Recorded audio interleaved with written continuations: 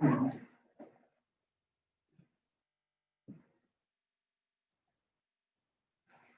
morning, everybody.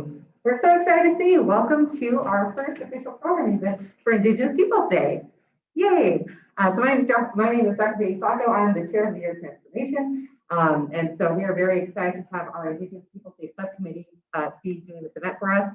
We have a few introductions to do, and then we're going to get started. So I'm going to first introduce one of our panelists, Dr. John Hopkins. Dr. John Hopkins has worked at St. Martin's University for 14 years. He's led a variety of diversity initiatives. And I know the Indigenous Peoples Day is near and dear to his heart, and so we're very excited to be able to offer that. We're also extremely excited to have his expertise in this field. For those of you who don't know, John has recently written and published a book called Indigenous Education for Indian Education for All, which is available on Amazon, just so everyone knows.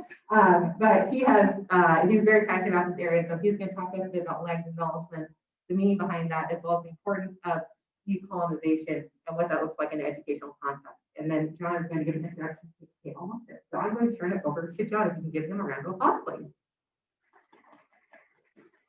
Okay, are there any subcommittee members here besides? Okay, way in the back. Is that Ariel? I can't, okay, masks, and I can't quite tell, and you're at a distance. So, so the committee is about, what would you say, 5 or 6?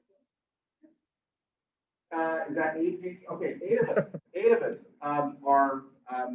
we took this task up about 3 weeks ago. Oh, I think it was about 3 weeks ago, and we decided to put this day together for us, as hopefully as a beginning. So each year we do this, and this is one of the year of transformation strategies that I think will stick, and hopefully become the basis upon which we can develop deeper programs that help us understand indigeneity, spirit, etc. Okay, so I'm going to begin with an acknowledgement. I'm going to start it, then we're going to talk about it, and then I'm going to come back to it. Okay, so we can sit with what we're doing. We acknowledge that we are on the traditional land of the Nisqually and Coast Salish people, who have stewarded this land throughout the generations. We acknowledge that the land on which we gather is the ancestral and unceded territory of the Nisqually and Coast Salish people, past, present, and future caretakers of these lands. So I'm going to come back to that because we have to explain some things. That's what this hour is going to be about. Kale, if you could get that video ready for me. How many show of hands you've actually heard a land acknowledgement before? Okay. Okay. So now you can say all of you have. And it's a very simple kind of thing. You got it, Kel? Yep. Awesome. And what we'll do, I just want to show a quick video that gets a sense of what this land acknowledgement is all about and why it's important to Indigenous people. Okay, go ahead. Come on. Okay. On this traditional territory we are gathering, we acknowledge them as the past, present, and future caretakers of this land.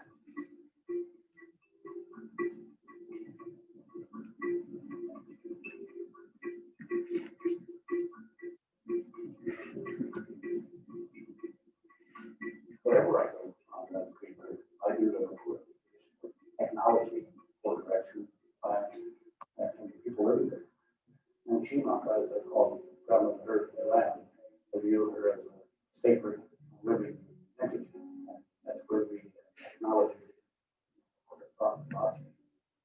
As a Native person who's ready for any kind of conversation that might come up, or preparing myself to remind people of all those things that they forget about. I was at a meeting in Minneapolis, and the room was primarily non-Native people, non-Native organizations. But this executive director got up and said, "Okay, we're going to get started." Everybody was sitting down and getting quiet. But I'd like to get started by acknowledging the Indigenous culture of Minnesota. And I was like, wow. And it just made everything like fall away a little bit for me. My guard went down, I was more relaxed. Because by saying that, like, that means she understands something that is just like you can't talk about, right? It's just it just relaxed me as a minority, as a woman, and as a Native. Like, pulled away this layer. It's always there. We're at a time where non-native cultures are understanding the traditions of indigenous people for probably the first time in our history. So like when I go to New Zealand, the protocol is to acknowledge each other's ancestors and the mountains and the rivers. And that's such a beautiful tradition. When people are in that space and say, we acknowledge who you are, this land, this is where the people come from, they're saying we acknowledge your relationship, but we'll also create that. This is a good thing. The important thing would be that folks would then sit with that. Like, what does it mean that our settlement is occupying this space? And what responsibility do I have considering that legacy? Some of these contemporary things, right? And how do I stop distancing myself from that? Ideally, that would be for me. If you start acknowledging that the land that you're standing on and the space that you are in belong to people that are still here, like, make so much more room for understanding of all these other issues. It's one of those little things that, like, if it could just tip a little bit, all the like dominoes that could fall from it. Incredible.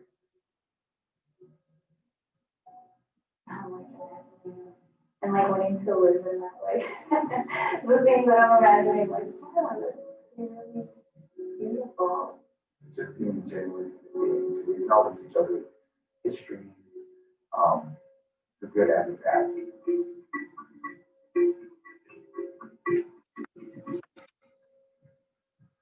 Okay, pick one thing that you heard from that video. Reflect on it. What did you hear? One statement that stood out to you. One idea that stood out to you. Kale is going to be at the chat, so if people online, if you want to offer your perspective, please use the chat. And those of you who heard that here, think about it. And then if you could, just turn yourself to somebody nearby and tell them what you heard. Okay, share that with somebody. Okay, okay, let's do that for a couple of minutes. Chat people or online people, feel free to chat. I like that statement, acknowledge people's knowledge. I know. I hadn't heard that phrase before. Love it. Yeah. Tristan said it was hard to hear the video. It's hard to see the video. Hard to hear it. Okay.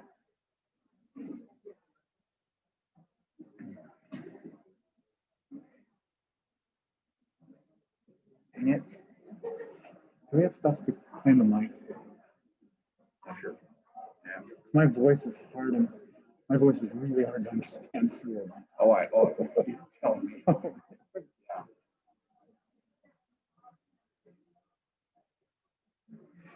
Yeah.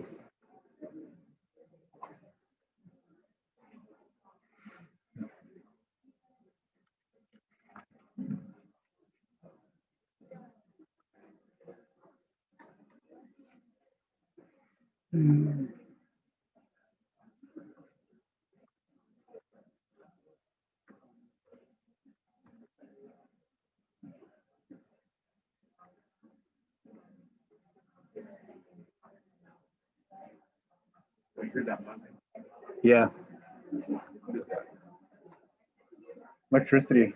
Yeah, yeah. Yeah. What's going on? Yeah.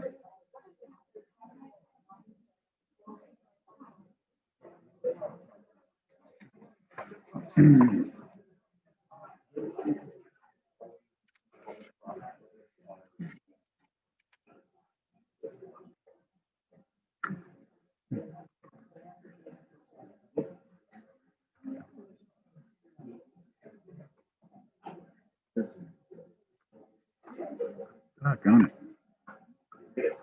Yeah. Well. Okay, let's bring it back. We can talk all day. All right, anybody want to share with the group here, and for the online people, I'll try to repeat it so you can hear it. Let's get a couple of brave souls. What did you hear? Share it with us.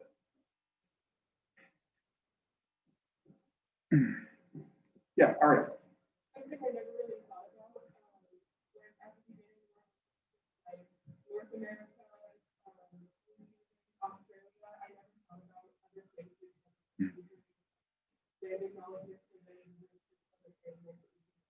Very good. So Ariel is asking or saying that she never was quite fully aware of the fact that other indigenous groups across the globe do with land acknowledgement. There's well, it's not a mind blower because if you do this work, you'll understand that this is not a surprising claim. New Zealand, Australia, and Canada have all made land acknowledgements required. University, colleges, politicians, whenever they go out, the first voice you heard was Trudeau. So land acknowledgements are commonly practiced in these areas. The United States, however, we're still on the way. Very few cities, very few universities actually have it as a practice. Very good. Thanks, Ariel. Okay, who else? Let's get one more. Yes.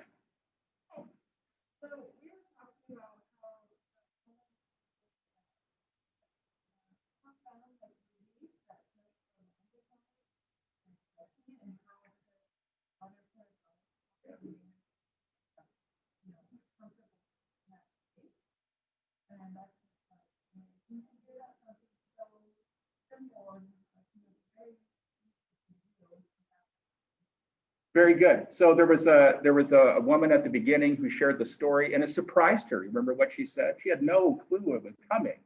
And the moment the person who was a non-native gave the land acknowledgement, she said her guard came down, and that struck you in some way. Okay. Okay. All right. And that sort of reminds me of something I should do.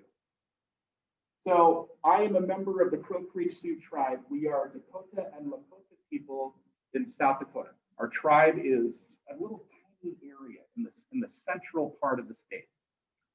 And if you follow the Standing Rock water protectors, we're about 100 miles south of where that took place. My people were part of the largest mass execution in the United States, 1862. This was the Dakota Uprising in Minnesota. Once the Dakota people were expelled from the territory, there was, let's just say, a war. It's called Little Crow's War. And our people were rounded up. They were marched hundreds of miles to Mankato in Minnesota. This was an army camp or whatever. And to punish the Dakota people for the uprising, they were going to kill hundreds of men. Okay. Abraham Lincoln stepped in and he said, kill 38. So each and every year, the Crow Creek Sioux tribe rides horses in December from the reservation up to Mankato to remember and recognize the fact that 38 men who were just plucked from the crowd and mass executed. Okay. This is the reason why Indigenous Peoples Day is what it is. It's to celebrate and to honor. At the same time, this day is meant to shine a light on genocide, shine a light on colonialism. Okay. Let me offer a couple of ideas. There's no test or quiz, just sit with it. You get a sense of what this day is about and what we're talking about today. So acknowledgements are pretty simple. They're powerful ways to show respect and a step toward correcting the stories and practices that erase Indigenous peoples' history and culture. And it might be possible, once we do this acknowledgement, to step towards something deeper. A couple of main points. When we recognize and acknowledge, we are recognizing the peoples and the lands on which we are the visitors. For thousands of years, Indigenous peoples have been the caretakers and stewards of these places. An acknowledgement signals a counter narrative to ideas like the doctrine of discovery. How many people know what the doctrine of discovery is? Okay, got a couple of hands. way back 500 years, when Europeans were, quote, discovering. There was basically an idea that if you come across territories that were unpopulated, the land is yours. If it is populated, but they're uncivilized, the land is yours. The doctrine of discovery persists in our legal tradition, and it carries through today. And many of the treaties that tribes have that go back hundreds of years are based on this notion. Today is a counter to that doctrine of discovery. But acknowledgements go further. It's the possibility of repairing the relationship between the native communities with their lands. We might be able to support larger truth-telling and, dare I say, reconciliation efforts. But today, acknowledgements, Indigenous Peoples Day, is to remind us that colonization isn't something in the past, it's ongoing.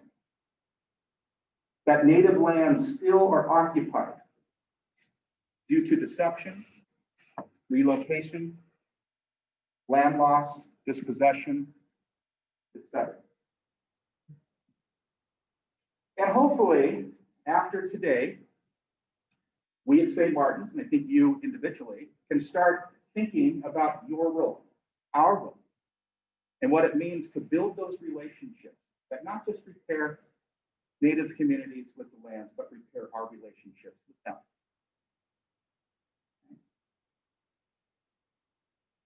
So here it is. We acknowledge that we are on the traditional land of the Nisqually and Coast Salish people who have stewarded this land throughout generations. We acknowledge that the land on which we gather is the ancestral and unceded territory of the Nisqually and Coast Salish people, past, present, and future caretakers of these lands. Okay, think about what I just said. Find someone next to you, give you the same people, and tell that person what you've heard. How is it sitting with you? What does it mean for you? Okay, got a reflection? Okay, go. Online people, you can do the chat as well. You can do that. You can do that.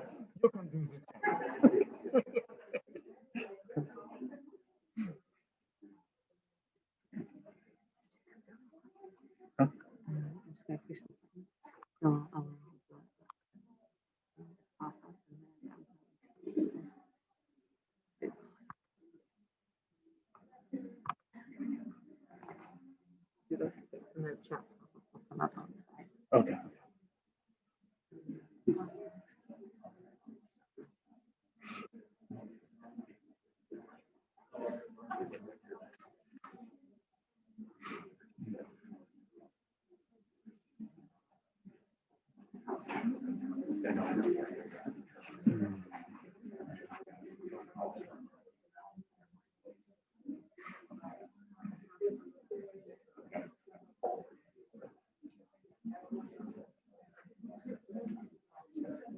Okay. This is person that just logged in. Huh? Manny. Has a giant flash. I immediately. Yeah. He's all about that. He comes into the deck and draws these beautiful pictures on the whiteboard of Johnny Cash. People that he loves. Oh, nice. That's really cool. That's great. Cool.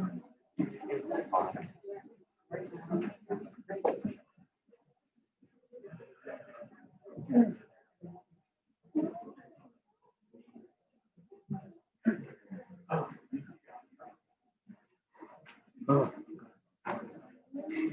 So,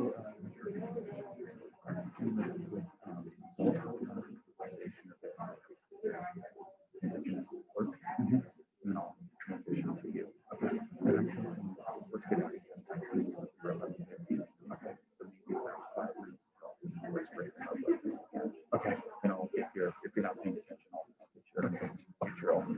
this time. Okay, I'll cut a little piece out of it. Okay. All right, let's bring it back. All right, let's get some new brave souls. Who wants to tell us what you shared? What did you hear? Yeah, there. For our group, we talked about the importance of and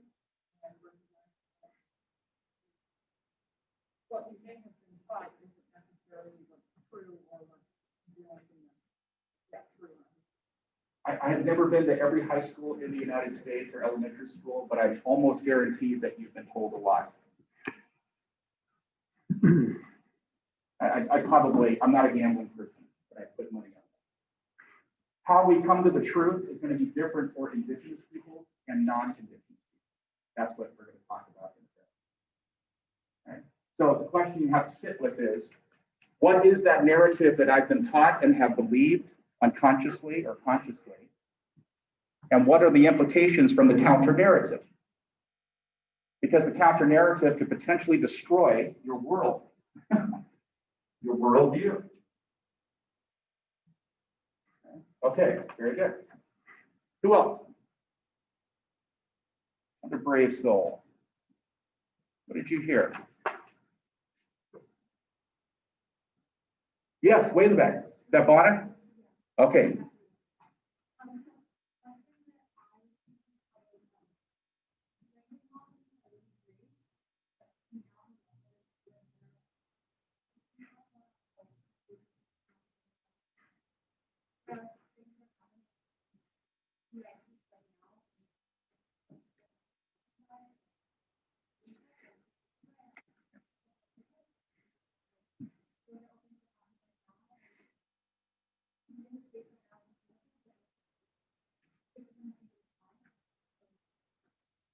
Very good. You're a nice segue into what I'm about to talk about. So Bana's idea was colonization still going, and that means that today's great. What does that mean for tomorrow? What does that mean going forward? Okay. So I would contend that if this was all we did, then we're not doing it correctly. If we said, we did an Indigenous Peoples Day, wonderful, pat ourselves on the back, and we didn't think about it at all after today, that would be a bad thing. Because colonization endures. Land dispossession is ongoing. Okay? Those are deep ideas. And when they hit you somewhere in the gut, that suggests to you, we've got to go deeper. And that's what Bond is helping us to think about. How we go deeper depends on your positionality. If you are a Native person, my argument is, and by the way, thanks, Jenny, for plugging the book, which I made in the book. Your task is decolonizing. That's what you do. That's what I do. That's what those of us who identify. So that's a key concept. That is the counter narrative. I define decolonization as a political and cultural revival strategy utilized by Indigenous peoples to challenge, interrogate, and ultimately dismantle and overturn the domination and exploitations of their lands, minds, and bodies. And there are two ways that happens. The first step is that you have to decolonize what I call the colonizer within. Those of us who were Native, so my dad gave me a name a number of decades ago in our Lakota language. And he said, I'm going to name you Tabloka Nunta, which means two bowls. And that's named after my great-great-grandfather, who was there at the 1868 signing of the Fort Laramie Treaty. That's a big deal. And that began a process of decolonizing, for me, the colonizer within. The moment I began to pick up that language, use words, that's revitalizing something in me to challenge what my schooling, what my upbringing, my socialization taught me, which is to not identify as an Indigenous person. So to decolonize the colonizer within for Indigenous peoples is to undergo a lifetime of challenging how we have taken up the colonizer's ideas, what we have learned, and that means we have to unlearn. The way through it is through culture, language, tradition, community, okay? Which leads to the second. Once we start doing that, now we start decolonizing the colonizer without. Those are the institutions, the structures, the histories that are still with us that perpetuate those colonizing ideas and practices. That means we become active. So if you watch the Standing Rock protest, water protectors, that was an example of challenging the colonizer without. Standing their ground on their ancestral territory, saying no to the oil company and to the government. We're not moving. And we will defend ourselves and our land just like we would defend a person. Because the land is alive. The land is our mother. The land is a being that deserves rights and our recognition and our relationship. Okay, so for Indigenous peoples, that's your task. For non-Native people, you've got a different task. Okay? To talk about that, our good friend and colleague, Cale Moffitt, is going to share with you a concept called desettling. Okay, and Cale, for a couple of minutes, will do that. Okay.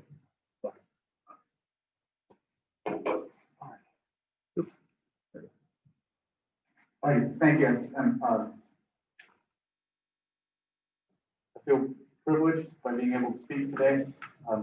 My comments have gone on a little bit longer. This is one of my first attempts to really kind of pull a lot of these ideas together. John and I have been talking about this idea of desettling for a year and a half.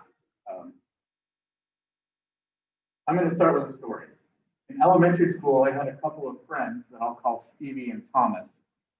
Stevie was a scrawny, brash white kid who relished being the clown. Thomas was an intelligent, quiet, reticent Native American kid, a Gabrielino, one of the tribes almost exterminated by Spanish missionaries and their Mexican allies. On this particular day, we were standing in line waiting to go back into our 5th grade classroom, and Stevie told an aggressively racist joke with Thomas at the butt of it. As Stevie and the others broke into derisive laughter, Thomas stared at the ground and hunched his shoulders as if he were a turtle trying to pull his head into his shell.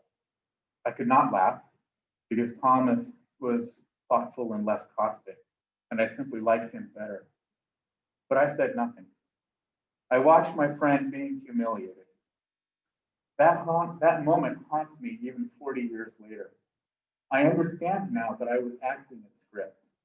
Borrowing a term from Robin DiAngelo, I was enacting settler solidarity. I had been taught implicitly and subtly that whites are better than Indigenous persons, better in quotes, by the way, and that it was not my place to challenge another settler abusing an Indigenous person. I hate that day, and I hate that I was so weak to not stand with my friends. I want to talk a little bit about a concept that John and I have been developing for some time, desettling. I'm going to skip over this. I'm just going to throw this out there. The idea that decolonization is the work of Indigenous persons. A lot of that grows out of the work of Frantz Fanon and his work, Wretched of the Earth. If you haven't read it, it's for us settlers, it's a tough read. It's a tough pill to swallow, but a necessary pill.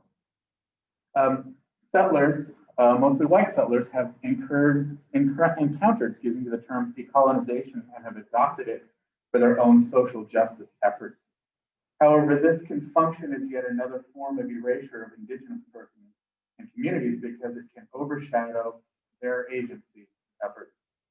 Some settlers recognize this and have suggested that settlers have a different related work they have called unsettling.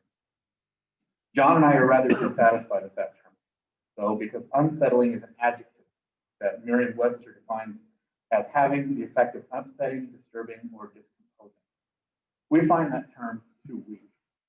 Decolonizing is an intensive, lifelong labor. The work of settlers wanting to challenge colonial structures needs to be likewise intensive and lifelong. We coined the term desettling because it implies action, and it involves a drastic reorientation to the world that we have all come to understand through settler colonial socialization. In this process, the concept of story is absolutely crucial. As settlers, we need to find and create new stories to tell about the world. Stories that allow us to see the world and Indigenous peoples in radically different ways that impel us to stand with them. There are two aspects at play here, history and myth. Let me start with history. The American writer Michael Doris, who may have been at least part Modoc, claimed that settlers learning about Native Americans, quote, do not start from point zero, but from -10, end quote, because of the crap we were taught about Indigenous peoples. Getting good starting points in dismantling this crap are Roxanne Dunbar Ortiz's An Indigenous Peoples History of the United States, and a more recent book she co-wrote with Dina Gilio Whitaker entitled All the Real Indians Died Off and 20 Other Myths About Native Americans, which include chapters deconstructing crap like All the Real Indians Died Off, Columbus Discovered America, Thanksgiving proves the Indians welcomed the Pilgrims, US presidents were benevolent or at least fair-minded toward the Indians, and Indians are victims and deserve our sympathy. The fact is that American history is and has been part of a half-millennium-long attempt by people of European descent to erase Indigenous people from the earth, both physically and symbolically. This long and brutal history starts with Columbus, who found that the Western Hemisphere was, in fact, populated, and started to weave the tapestry of settler colonial narratives almost immediately after encountering the Arawaks, the first Indigenous nation he met.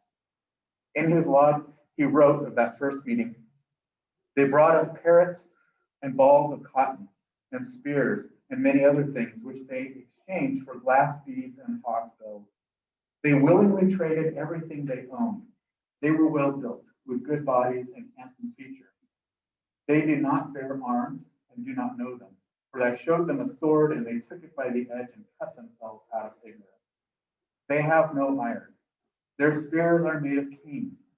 They would make fine servants. With 50 men, we could subjugate them all and make them do whatever we want." His language clearly communicated his imperial intent and hints at the genocidal ideology that would develop very quickly among Europeans who would follow. His language also profoundly infantilized the Arawaks. He cast them as being economically and militarily naive, as being so backward they could be controlled by a small force. His comment about them having good bodies and handsome features could be taken for some kind of paternalism, a kind of caring, but his quick jump to conquering them and making them fine servants clearly demonstrated that he framed them as lesser beings. Nick Haslam, an Australian psychologist who has written about dehumanization, noted that ethnic and racial groups are ostensibly the most dehumanized groups of people, and that dehumanization is frequently tied to genocide. Infantilization, or framing a group as, quote, lacking rationality, shame, and sophistication, as well as culture, self-restraint, moral sensibility, and cognitive capacity, is one of the most frequently used dehumanization strategies, a version of what he called animalistic dehumanization. This strategy acknowledges that outgroup members have similarities to humans, in quotes, but denies them the possibility that they can ever be truly equal. Under those conditions, enslaving people, raping women, killing children, destroying sacred sites become possible because the objects of violence simply aren't, quote, like you and me. End quote.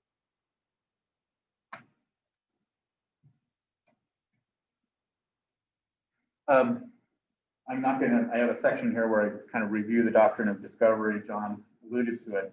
But one thing I want to add to what John was saying, considering the Pope's authority in the 1400s and 1500s, considering the Pope's authority at the time being the voice of God and also the voice that shaped kings, colonization was supposedly sanctioned both on heaven and in earth. Thus, when Columbus infantilized and fantasized about dominating the Arawaks, he acted out of a powerful superiority complex that has defined relationships between the so-called old and new worlds for the past 5¼ centuries. This superiority complex influenced the United States genocidal policies from the days of Jamestown through the forced emigrations and land theft, through forced schooling designed to destroy Native children's indigeneity, as the old phrase went, to kill the Indian to save the child, through the machinations of politicians and corporations to destroy Native American sovereignty, community, and sacred lands that exist today. It is crucial that we as settlers learn this horrific story. But it is not enough, because if we see Indigenous peoples only as victims of an appalling and bloody set of historical processes, then we participate in their ongoing erasure. The other part of this concept of story is myth. Part of the American settler mindset involves dismissing the myths of other groups, even though we ourselves are profoundly driven by our own mythology. In 1957, Roland Barthes, a French philosopher, published a series of essays in which he asserted that mythologies are not simply stories that we think are outdated or quaint, but they are the deeply seated stories we have been given and accept, usually subconsciously, that help us make sense of the world. One of the dominant mythologies of the Western world is empiricism, the idea that the world can be broken into small pieces that can be studied, that we can find, quote, universal principles, end quote, that govern the world we see and interact with, that we can ultimately gain control over the world. Tightly wound up with empiricism is the mythology of Christianity. Now, when I say the mythology of Christianity, I'm not dismissing points of faith, but I'm referring to tenets of the belief system that have so fundamentally structured our society that many of us don't even question them. For example, the Christian belief that the earth was made for humankind and we rule over it. Genesis 1:28 reads, "And God blessed man and woman and said unto them, Be fruitful and multiply and replenish the earth and subdue it, and have dominion over the fish of the sea and over the fowl of the air and every living thing that moveth on the earth." This tenet of Christianity has contributed profoundly to environmental degradation and also to the genocide of Indigenous peoples because, as Terry Eagleton pointed out, Western empirical Christian societies align themselves with civilization, while Indigenous societies are aligned with culture and the natural world. To the detriment of Native peoples in the Western mind, civilization is always superior, though ultimately self-destructive. However, if we settlers can learn to deconstruct Western mythologies and start interacting with Indigenous mythologies, we find that these people are undeniably human. This rehumanization process involves what I like to call hearing the Indigenous stories from their own mouth.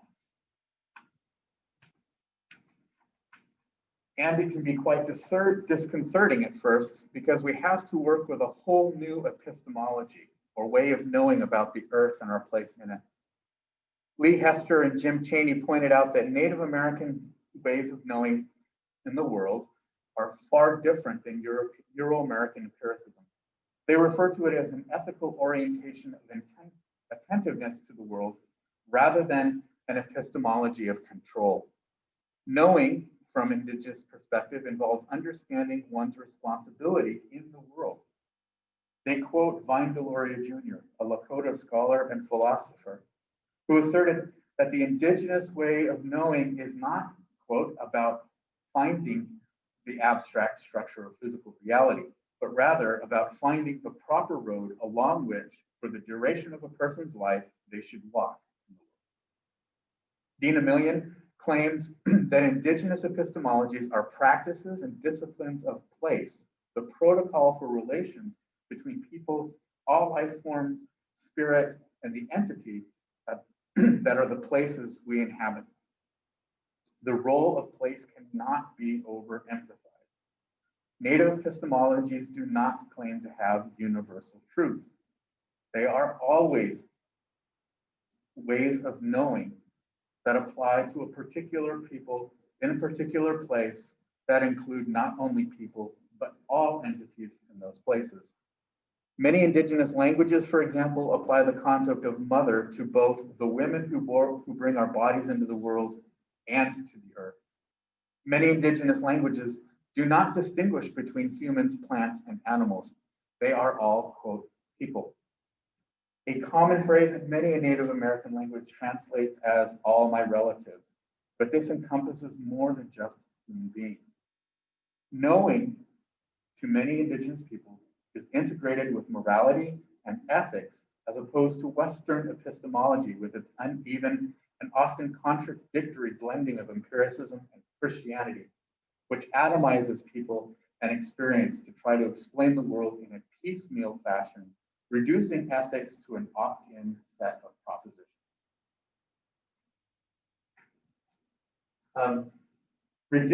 Indigenous knowing relies on story, where Western knowing relies on explanation.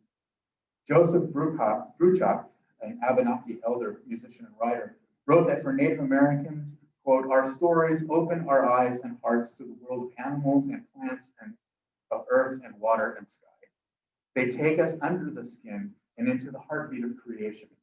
They remind us of the true meaning of all that lives. Indigenous stories, according to Richard Erdos and Alfonso Ortiz, from a citizen of the San Juan Pueblo Nation, said that their stories are not merely told for education, for enjoyment, or for education, or for amusement. They are believed. And as such, they help shape experience and behavior of their communities in a very vibrant and connected way. The way of knowing taught through Indigenous story teaches that the optimum human self-perpetuation is not human-centered, but must be consistent with the optimum ability for the environment to regenerate itself, according to Okanagan writer Jean Armstrong. She asserted that from this perspective, language is the land speaking through people, teaching them the proper road. Now let me wrap up with a story, and I'm going to acknowledge that this story can come off as kind of white savior-ish, and I don't mean it that way. I hope my language indicates it was very not humiliating, but humilifying experience. In 2009, as I was driving from Southern California to Kansas after the wedding of my youngest sister, I stopped with my kids at Zuni Pueblo in New Mexico. We were fortunate enough to be given a tour by the elder who was in the visitor center that day. For me, it was an exciting experience. The Pueblo was preparing for their annual summer solstice festival. I remember first reading about this festival as a boy, which is actually a series of dances, and seeing the preparation was engrossing. I asked the elder all kinds of questions, especially about the food and regalia of the dancers. And I think she could see that I had done my, quote, homework, and gave me a quick grin when I made some comment about their big sister, the way that the tribe refers to Zuni Mesa. In their emergent story, and many Indigenous peoples' origin stories involve emerging from a different world. The people came from a dark world, emerging onto the top of the mesa, which was the only place they were safe from the monsters that roamed the earth. Their sister offered them safety, and one of the functions of the summer festival is to annually give thanks to her. The elder took us to some parts of the Pueblo she said she normally did not take tourists, and even invited me and my kids to come back the next evening to sit with her and her family for the first dance. I was so disappointed that I could not. I would have loved to be able to watch with her children and grandchildren, but my wife needed us to get back on schedule. I felt honored to have been invited by the elder to the festival, and I believe she made that offer because I encountered the Zuni not as a curiosity, but as a people with a beautiful story. Even today, that story gives me a bit of a tear because I think there was a small thread of connection between my kids, this kind elder, her sister, and myself, just for a moment. When we as settlers can get to such moments of connection, we can start to see that the Western world, when we as settlers can start to get to such moments, we can see what the Western world has lost by having our eyes on the clock, fragmented by the pressing problems of split-second microchip society, having little time or inclination, it seems, to speculate on the communal nature of the universe. When we get to that point, we can act and struggle for a world that is big enough, generous enough, and loving enough for all people, including humans. We'll get to the point to where we start advocating for Indigenous rights. We will do what we can to counter the crap stories other settlers tell, and that we still tell ourselves. Those stories do not die easily. And we will learn to be quiet and let Indigenous peoples speak.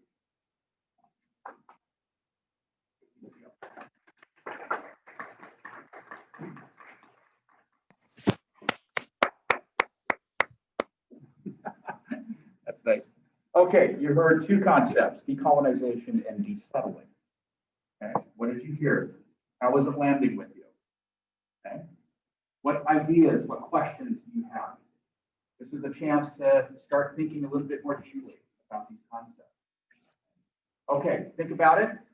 Turn to the person again, tell them what you thought.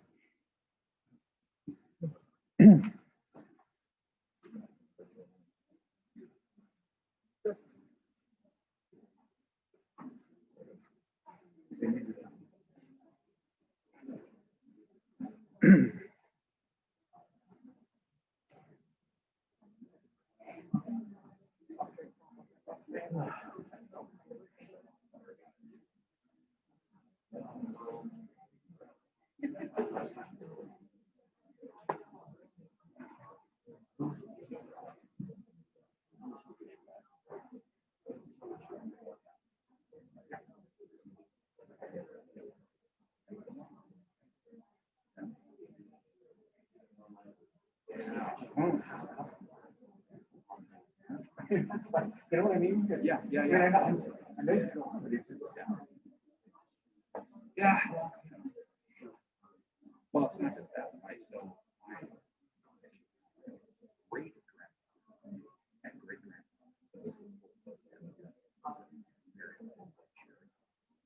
She has the story.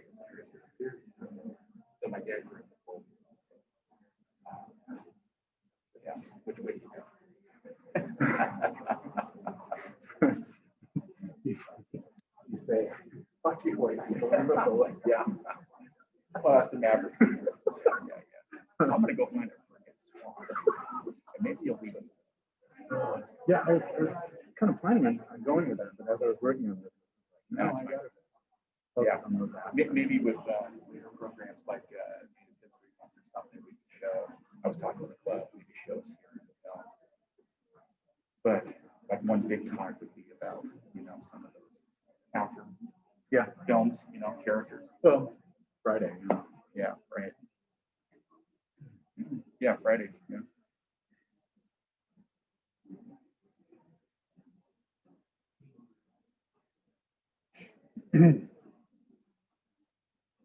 Oh, man. That's good. Thanks. Thanks. Yeah, it was funny. I was kind of working on the comments. Damn, John got to work this out into a whole chapter. I know. No, I know. It took me a long time too. But getting to our conversations, I was able to. Well, it's a. But what I found makes it kind of difficult is the fact that we're still trying to figure out what this it. Yeah, exactly. And that's part of the process. Settling process. Yeah. But I enjoyed it. It felt, it, you know, I mean, I don't often tell about that word because I know how it can come out. Yeah, right. There was one, I cried that. I couldn't stay because it was like, Yeah. it was like, you know, so the dance starts at a very specific house, right? So as an elder, her house was right next to it. I mean, I would, she was inviting me to from the beginning, and it was just like, oh, That's amazing. That's awesome. center. Now I have the language to say that's a center. Yeah, Ooh, yeah. it's just like, It sure is. Yeah. Wow. Okay, let's go ahead and bring it back. So Jamie, we finally, when you brought the microphone up, I thought, of course, we should have had somebody walk around. So Jamie has volunteered to walk around. If you have points to make or questions to raise, this is part of the desettling, especially, is for you to ask questions. This is a chance to do that. Or you want to make comments, but I'd love to hear what you talked about as well. Brave souls. And is anybody chatting? I don't know if you can see it. People have something from the online. Yes, way in the back. Is that Yarn? Okay, yeah. Okay, Janie's coming to you. Yeah, hold tight. Okay, so after like this day, what do we do to be settled? And like beyond all of it, because like I know it's like what's wrong and be like, hey, Ron, what should I read today about settling? But it's like after college, how do we continue doing that? Besides changing the world for justice in general, you should, first of all, think about your place story. You should be doing it today. Everybody here should be asking the question. This is what I take people through in workshops, courses, etc. What is your place story? Where did you belong? On which lands did you grow up? And in that place story, who were the indigenous populations around you? Okay. And if you quote, don't know, they are there. And that's part of unpacking the place story. So before we jump into action and start advocating and marching and all of that, which I firmly believe you should be doing, whatever that is for you, you need to unpack your own place story as a settler. That means asking critical questions about the reasons why you've never heard of things until today. It involves reading lots of stuff. And definitely come to me and I will give you a packet. Okay? You ask me for anything, I will give it to you. I still owe Caitlin. Where's Caitlin? Is she here? Oh, maybe she was over there. She asked for things on the Blackfeet Nation. Still owe her stuff. Okay? But for decolonizing, for desettling, right? Whatever your story is, you should be reading. Once you begin to unpack all of that, now it is time to think about where you enter the story that supports decolonizing efforts. As a non-native, you're not doing the decolonizing, but that doesn't mean you can't support decolonizing strategies. So see what is going on. When the Standing Rock water protectors took place, they had a number of non-Indigenous groups come to support them. One was a group of veterans. Towards the end of this month's standoff, veterans came and an elder had a reconciliation moment with the veterans who asked for forgiveness of belonging to an institution that was part of their genocide. I'm not saying you should go out and ask for apology. What I'm saying is get involved in the activism that's going on around you. Tribal nations are always active because they're constantly defending their treaty rights. They're constantly defending what was understood as being part of their world and part of their experience. Whether it's fishing rights that we have today in Washington State, that's been around for a very long time. We're going to have 2 tribal council members today at 1 o'clock. Please come back from the Nisqually Nation, who will share with you what the Nisqually people are doing to exercise their sovereignty as a nation. Okay? I wish I could be more specific, like the 5 steps to desettle, but those are the general ones. As a settler who's trying to undergo this process, let me just share a couple everyday kinds of things that we can do. As you're looking at news, go to Native News Services. Native American News is a radio service. I think they play it on NWP, so Northwest Public Broadcasting. Listen to those. Listen to how listen to how natives are speaking, indigenous people are speaking to themselves, to each other, and then kind of ask, okay, what can I, as a non-indigenous person, do? How can I amplify the native voice? And what actions can I take to participate in that weakening of settler colonial structures? Another thing that it's a smaller effort, and I wish I could do a greater effort.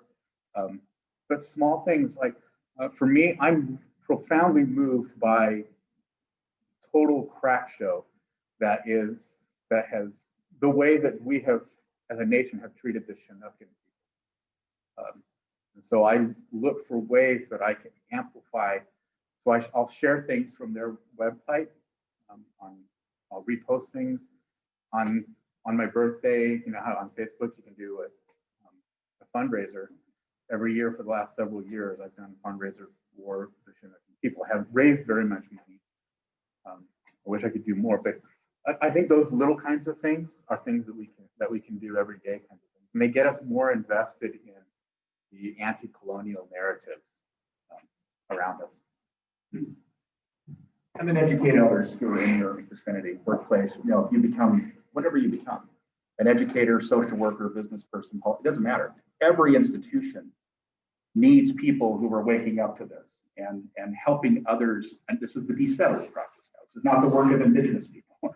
The desettling process is to help others unpack and begin to challenge as well. Okay, great question. Other comments, other questions? This is your chance.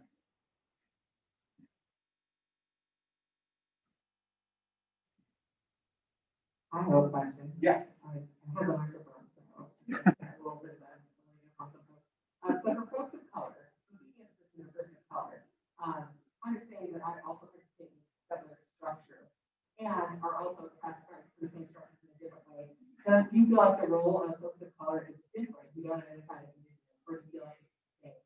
As, how do you navigate those details? Well, Janie, you just happen to ask a really complicated question. That's a tough one. And in the scholarship, we are actually debating right now, who does constitute a settler? What do we mean by a settler? And there is that Gresham. Yeah, okay. So, so who is a settler exactly is the question Janie's asking. And as a BIPOC person asking, what is am I understood in that way? What is my role? There's no answer to this. We're all debating it right now.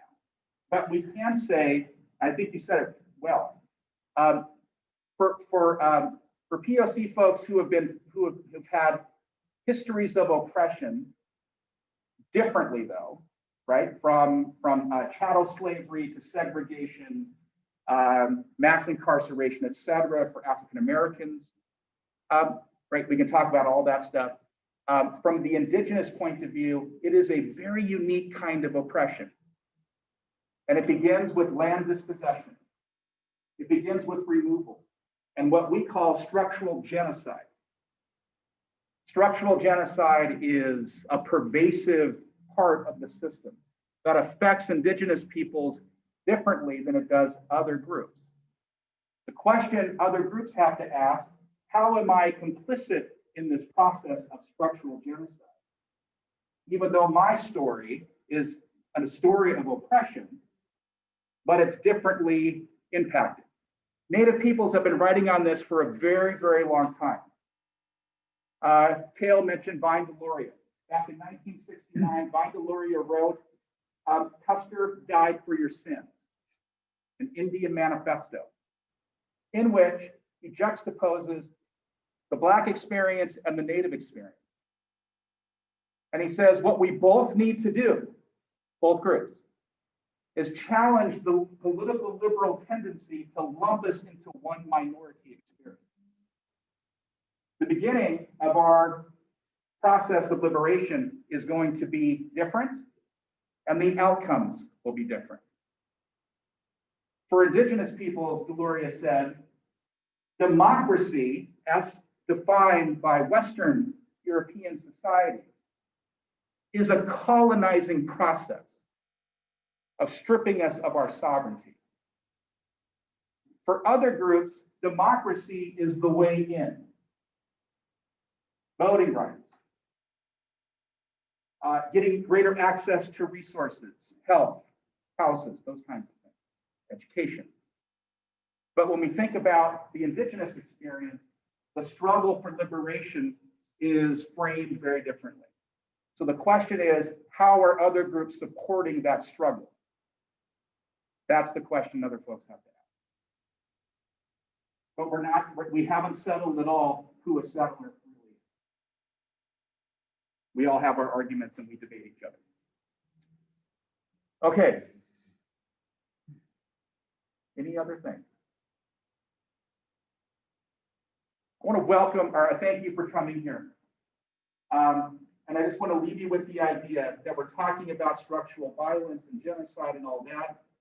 I do not want to leave you with the idea that Indigenous peoples are victims and don't have a voice. In fact, if anything, Indigenous struggles for liberation have been one of the main reasons why the United States has been shaped and formed in the way that it has.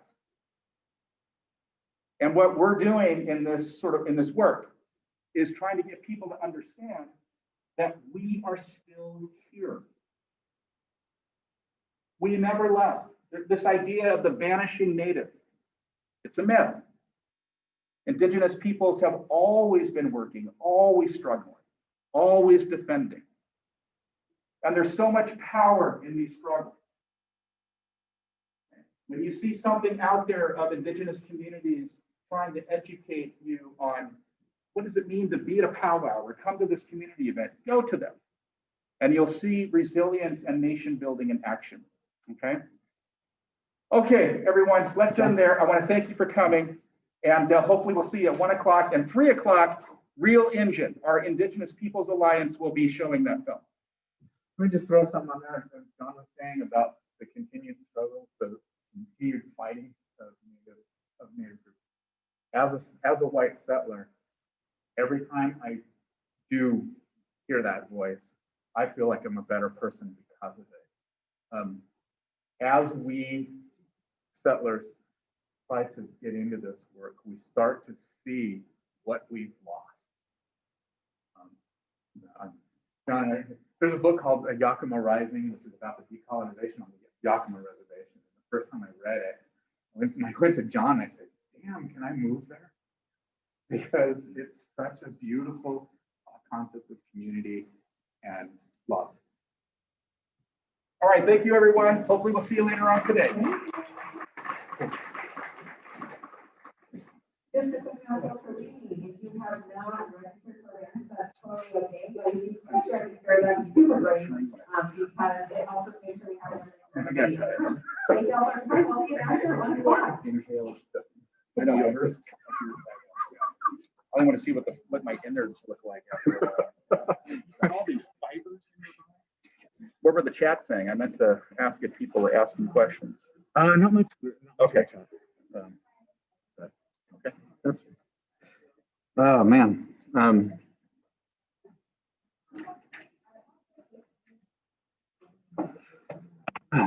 Thank you for letting me No, it's, seriously, as the white person, going to powwows and things like that is, I think once you get a sense for what's underneath, it's just like, it's like I don't know, I constantly, Julie gets sick of me saying this. It's just like, man, we have such a, the Western world is so diminished. It's so thin. I know, isn't it? It is. And what's interesting is, right, if you look at, European, it's not like we didn't have this. Oh, for sure. Yeah, we lost it. Exactly. That's right. We played on the altar of reason. You can believe Socrates and Plato. And capitalism later on. Yeah. Cool. All right. I need to do to help with I have no idea. Yeah. I'll be here. I'm going to go get the gifts. Okay. Bring them here, and I'll be ready for the visitors who are campus. We'll explain what the visitors.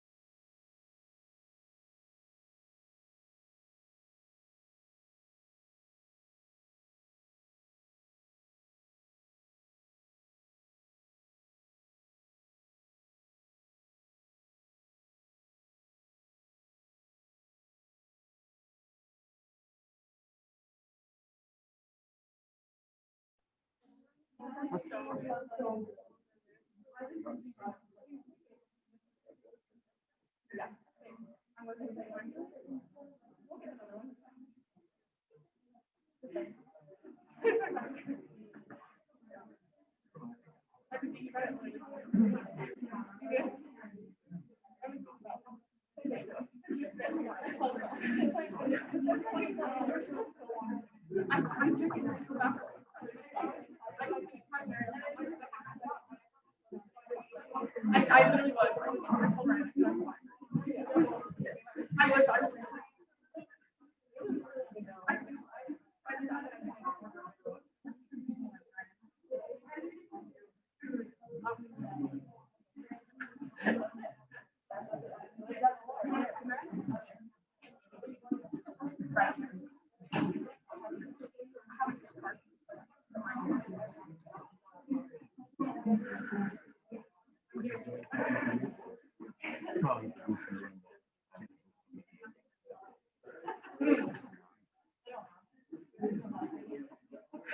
I will come back into this room, set up the table.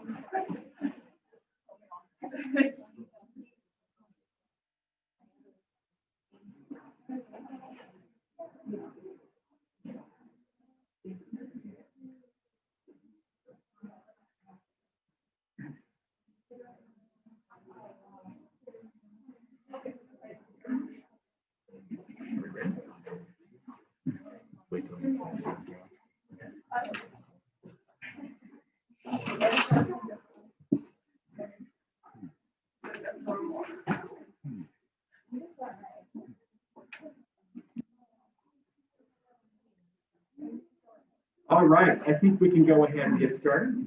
Okay, welcome everyone to the second event of Indigenous Peoples Day. And it's great to see you here. My name is John Hopkins. I'm the Associate Dean of Students and I'm Director of Diversity and Equity here at St. Martin. And it's my pleasure to welcome our guests today. And I should say that even though our guests are coming to our campus, and with good Benedictine hospitality, we will listen with the ear of our heart. We are actually the guests. We are the guests on their land.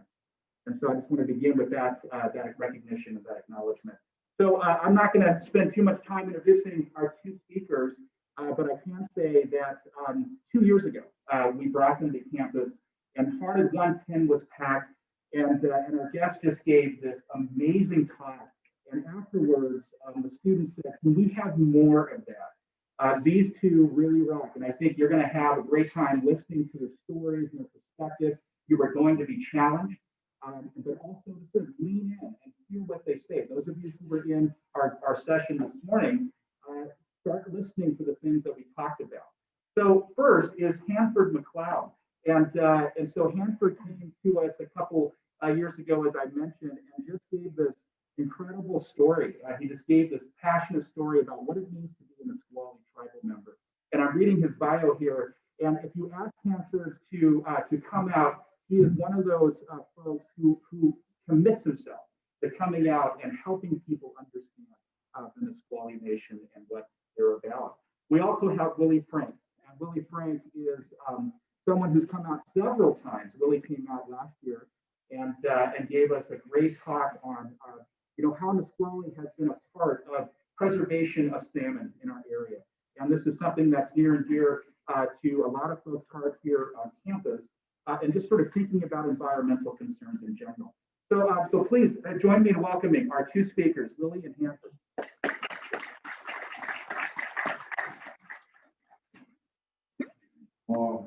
Can you guys hear me good? Let me ask that question. I know you wanted me to use the mic. Mics are kind of not part of that way of speaking for us, but I will use the mic because I know we got people on the Zoom. But I appreciate that introduction there. I know, as humble as we are as tribal leaders, it's not a place where we look for a lot of this acclamation, but the work. I grew up on the Nisqually Reservation. All my life. I was 6 years old when I moved on there. But I grew up in Yelm. Some of you guys might know where Yelm is. But Yelm is still Yelm, I call it, right? It hasn't changed. It's gotten bigger, but it's gotten worse. So, growing up in these areas, even down here in Lacey, what we call about Hawks Prairie, the districts that, we live in, reside on, or even just walk around it. It is a place of our indigenous people and our villages that were around this whole area right here, especially around these lakes and these creeks and these streams. Because when you think about where you live on this prairie here, that's what Hawks Prairie is. Yelm Prairie is similar. And I use both those examples because, when me and Willie here, we go and do a lot of talk. But what we talk about is our experience. Growing up in Yelm, going to high school. I didn't go to college. I went to a year of college and called it good. But my college or my upbringing was, those uncles, those aunties, and the grandmas you have in your life. And these stories that they share with you growing up. And everybody in here has that look, has that auntie, has that grandma, but also has that story. Especially of your people. When we talk about our people, we talk about Nisqually, Puyallup, Warm Springs, I'm from Quinault, from all these areas. Because we're the only ones that really put up a stink about what blood quantum we are. And I'm going to throw this out there because I appreciate the family that brought us in here also, right? Shannon, her daughter, all this stuff. But we have these conversations all the time as tribal leaders. Growing up, what's the question? Especially the uncertainty now, in the day and age we're in now. And I say it like that because my grandma would say it like that to us growing up. 1980, 1985, you're going to be fighting over water. We all laughed, right? And then I had another elder talk about cell phones. We didn't even know what cell phones were. But those stories that I have puts me in the place I am today. And I appreciate that. That's where the duty, responsibility, especially of a leader, is to share that, right? To grow. Let's grow from this. Let's move forward. Because every time we keep looking back or taking steps back, we don't go nowhere. Kind of like that canoe analogy we use too. We don't all paddle together, we ain't gonna get there. And I grew up in that traditional family, I call it, you know, because we have that same conversation too about tradition, about culture, about language. And really, our people, we are that, right? We walk that, we breathe that, and we show them every day, because it was never lost in us. It was never lost. Those words that are said like that are to continue to push us down. Well, you lost that. Then you lost that. So growing up, that's that, like, what I like to call the culture, right? Or the tradition of your culture. Because those traditions you have from your family are who makes you here today. Because you wouldn't be here today because of your grandma or your auntie or your uncle. I know this because they pushed me the same way. But it's also that story. And that's what I share, the story, growing up there. But then being this tribal council leader for my community, the Squally. Squally-Ops, people of the river. But they say people of the grass also, but that's because this whole area here, when you think about these prairies, that's all it was one big prairie. From when they landed over here on this side of the water and made their way over to that side of the mountain. And we call it the summit to the sea. And those villages lived along these rivers, along these lakes, along this creek that are still here today. And then these highways, well, these highways were our ancestral highways. Chambers Road, Yelm Highway. These roads we showed the settlers how to get in between. And then they talk about the value, right? Or the money and the system we had in the early 1800s. There's McLeod, and I talk about my upbringing all the way from growing up in the Yelm, but prior to that, it's you know, Don McLeod Sr. is my grandfather. Andrew McLeod Sr. was his dad. And we go up this line of McLeods and Mounts. And McLeod came from the Hudson Bay area. So John McLeod was this fur trapper or fur trader. Fell in love with the women on this prairie. So he moved because they moved with the not only the salmon, but they moved with the otters and the beavers and the deer. And so they followed all these animals across this whole prairie here. Because they all connected. All these waterways connect. And so John McLeod, you know, wanted to be that not only entrepreneur, but he was one of those fur trappers. And the value of the fur at that point, you know, when you think about, there's a movie out on Netflix, I just watched it, it's called The Frontier. You know, kind of watch that again. Some of that history of Sam Hunt and all these individuals who wanted that fur, they brought him down this far. Okay? And this is again, this is Andrew McLeod's interpretation of it, because reading into this, you can see how it brought them all the way down here. And they set up a fort called Fort Wilkes. And that's in 1815 to 1825. Because 1855 is when we signed the Treaty of Medicine Creek. So in between all that time, there was this value of furs that these individuals wanted. And the only way to get them is to marry into the villages or befriend these native individuals who walk up and down this path right here. The connection of that. And it's the lifeline of that. We call that, you know, in the Squally, especially in our language and in that tradition, you know, the mountain you call Mount Rainier is called Coltman. The Coltman means don't forget the water. And these names go back, what? I mean, they go back thousands of years. When you start thinking about, you know, some of that, why the land is the way it is now, and then the names behind it. So growing up, I was a very unfortunate kid, I'll call it. How about that? You know, because I was always in trouble. I was always in ISS. I was always kicked out of school. You know, we were labeled as a gang in Yale, and there was 5 of us. And so that family, you know, and that's when you learn to, especially us, that whole survival. But when we started learning it, me and my father, it was recovery at first. Then it became a tracking project. You know, building a fire, building all that. I did all that growing up. But the weaving part of it is what really captured my eye growing up.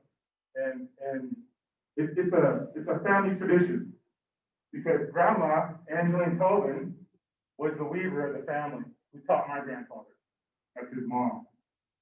Then she married Billy Frank Sr. and gave him, Billy Frank Jr. and Aunt May. So Don was one of her oldest, next to Andrew. And they were the older brothers to Billy. But growing up in that family down on that piece of property, there was a lot of history there.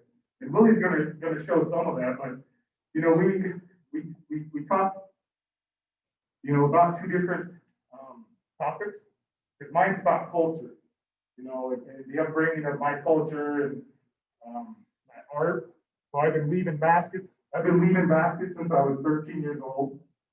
And maybe I'll pass it around, but I know it's COVID-19 precautionary, so we'll just hold it up here and look. But the great part of all the history when I was receiving it and growing up or going through my recovery is where I learned a lot. A lot of that because it's the experience of what I've experienced and all that upbringing. And weaving was what brought me out of my addiction. My mom taught me it when I was little, and I've been around it all my life. It runs in our blood, especially with Grandma Angeline Tobin. I got some of her baskets from my grandfather. In those baskets, you can see how much dedication there is right there. And then also the respect, right? So when you look at the indigenous people, and I'm not gonna pick on her, but I'm gonna point her out and how she has on what represents her. We have these, they call it costumes, but they're regalia. But it's also that, this hat represents who I am. My name is Ho'ikwana, which means thunder in our language. So I wear that hat. Just like we wear those beads that represent our people also. This is a trade bead for my grandma. Necklace was made by my auntie. So that tradition there alone, is a great subject also. When you look at our indigenous ways. I kind of lost my train of thought, so I'm going to turn it over to Willie. I really like to sit and listen to Amber talk. Oh, culture, I'm sorry. The first time we talked since COVID. And that's part of it too, right? We need to get out and talk to some of the schools, and we haven't done a lot of that. We are working on things like that. But I share these videos, and I got a couple of these canoe videos because the canoe journey is another great area, is another great place, an atmosphere. When you talk to these canoe families, when you talk to these poolers, when you talk to these skippers, you hear a different side of those individuals, especially when they're on these canoes. And so we've been able to capture a lot of that over the years. I myself, again, like a lot of what I talk about and during it is the recovery. So growing up on the reservation, there was a lot of drugs and alcohol. As I swam through my little sea of all those creatures, when I came out of it, there was an elder. Her name was Selma McLeod. And we had just bought a canoe in the Squally. Squally's been a part of the canoe family from like 90, 93, 94, 95, went into about 1999. And we always traveled with another canoe family from Lower Elwha. So when they bought this canoe, we brought it into the gymnasium down there in Squally.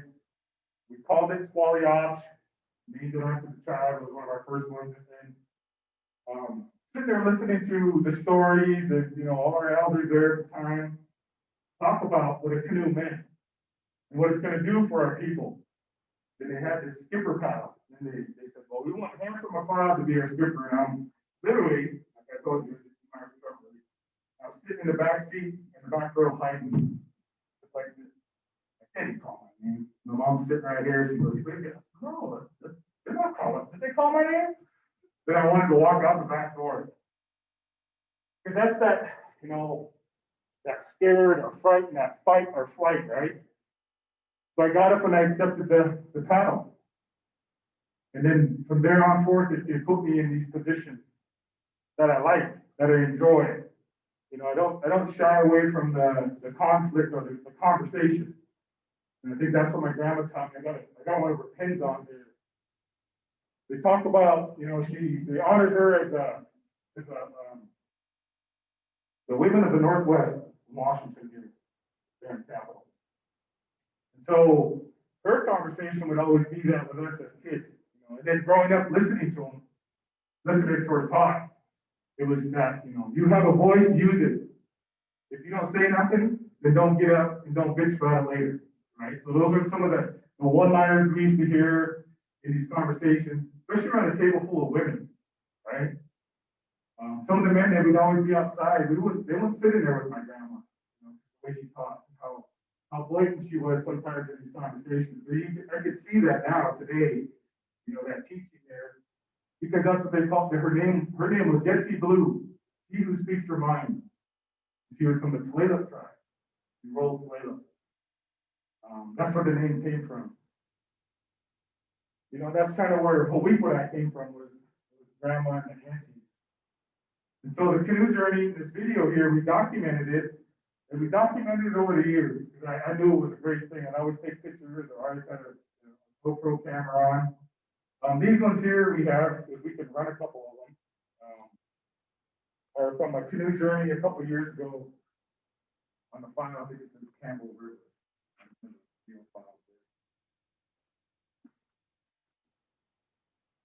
And the documentation more so for, you know, this is, again, some of those things about tracking down your culture, your tradition, your family history, your art.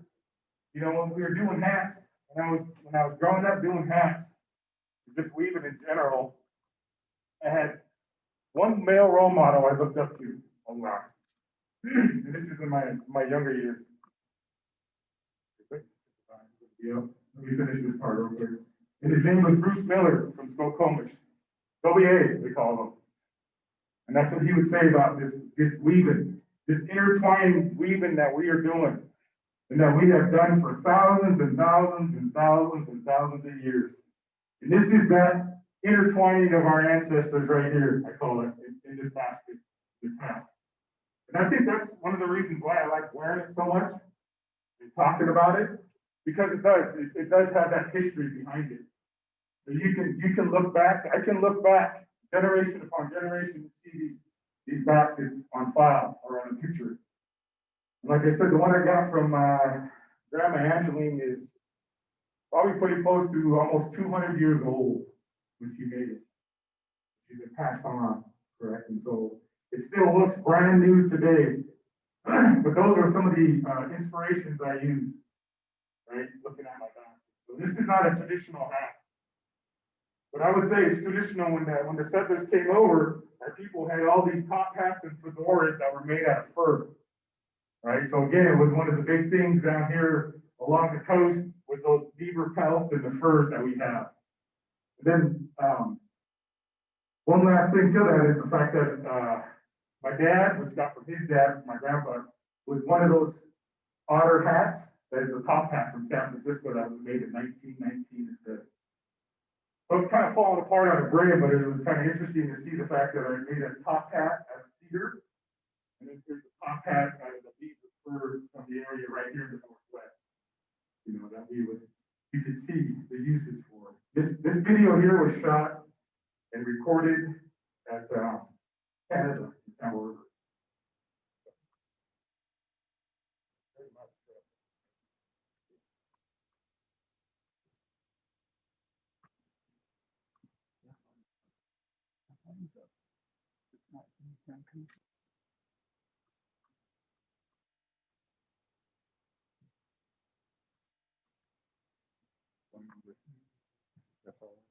Huh.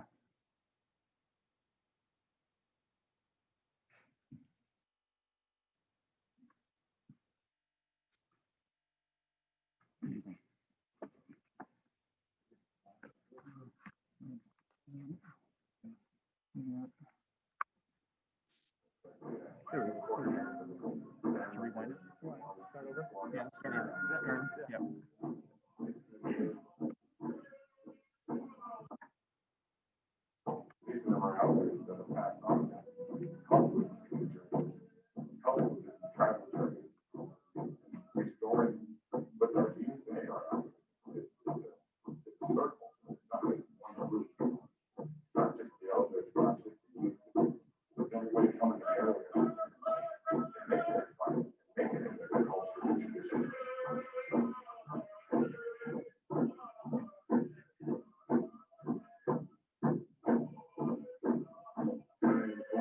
back from the cloud, or travel there, exploration down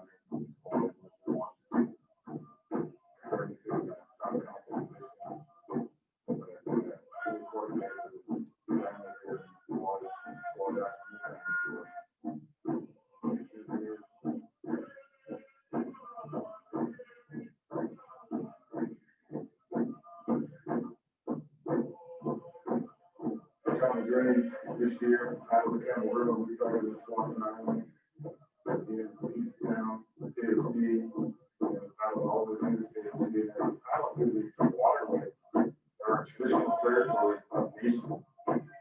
Villages where we stop. And it was just everything. Yes, there was a place to rest and we get to the next morning and exactly the next stop. And those stops usually range anywhere from 15 to 25 miles per day. We call it we will come nation, bring the medicine, bring the elders, we saw dance, share. Be here this year and celebrate for 5 days, August 5th to August 10th. During these celebrations, each tribe has the opportunity, to share their songs, their stories, their adventure up here.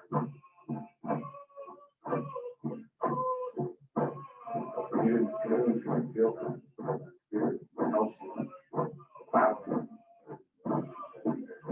you deep in that water, feel the energy. The pain goes away. The frustration of sitting in the heat for 3 hours goes away. You don't even know you sat there for 3 hours. So that teaching is still alive within us. We have to awaken.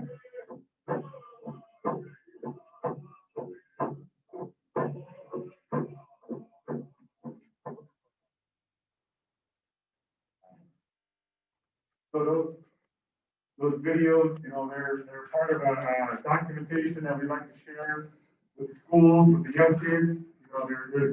There's always a chatter or a talk about canoe journeys in the community, especially up here in Yelm, down here in Lacey, and where we have a lot of involvement, I guess. And these videos here help with that, sharing that story or sharing that culture of a story. And when they read about us in the history books, here we are here today doing the same thing.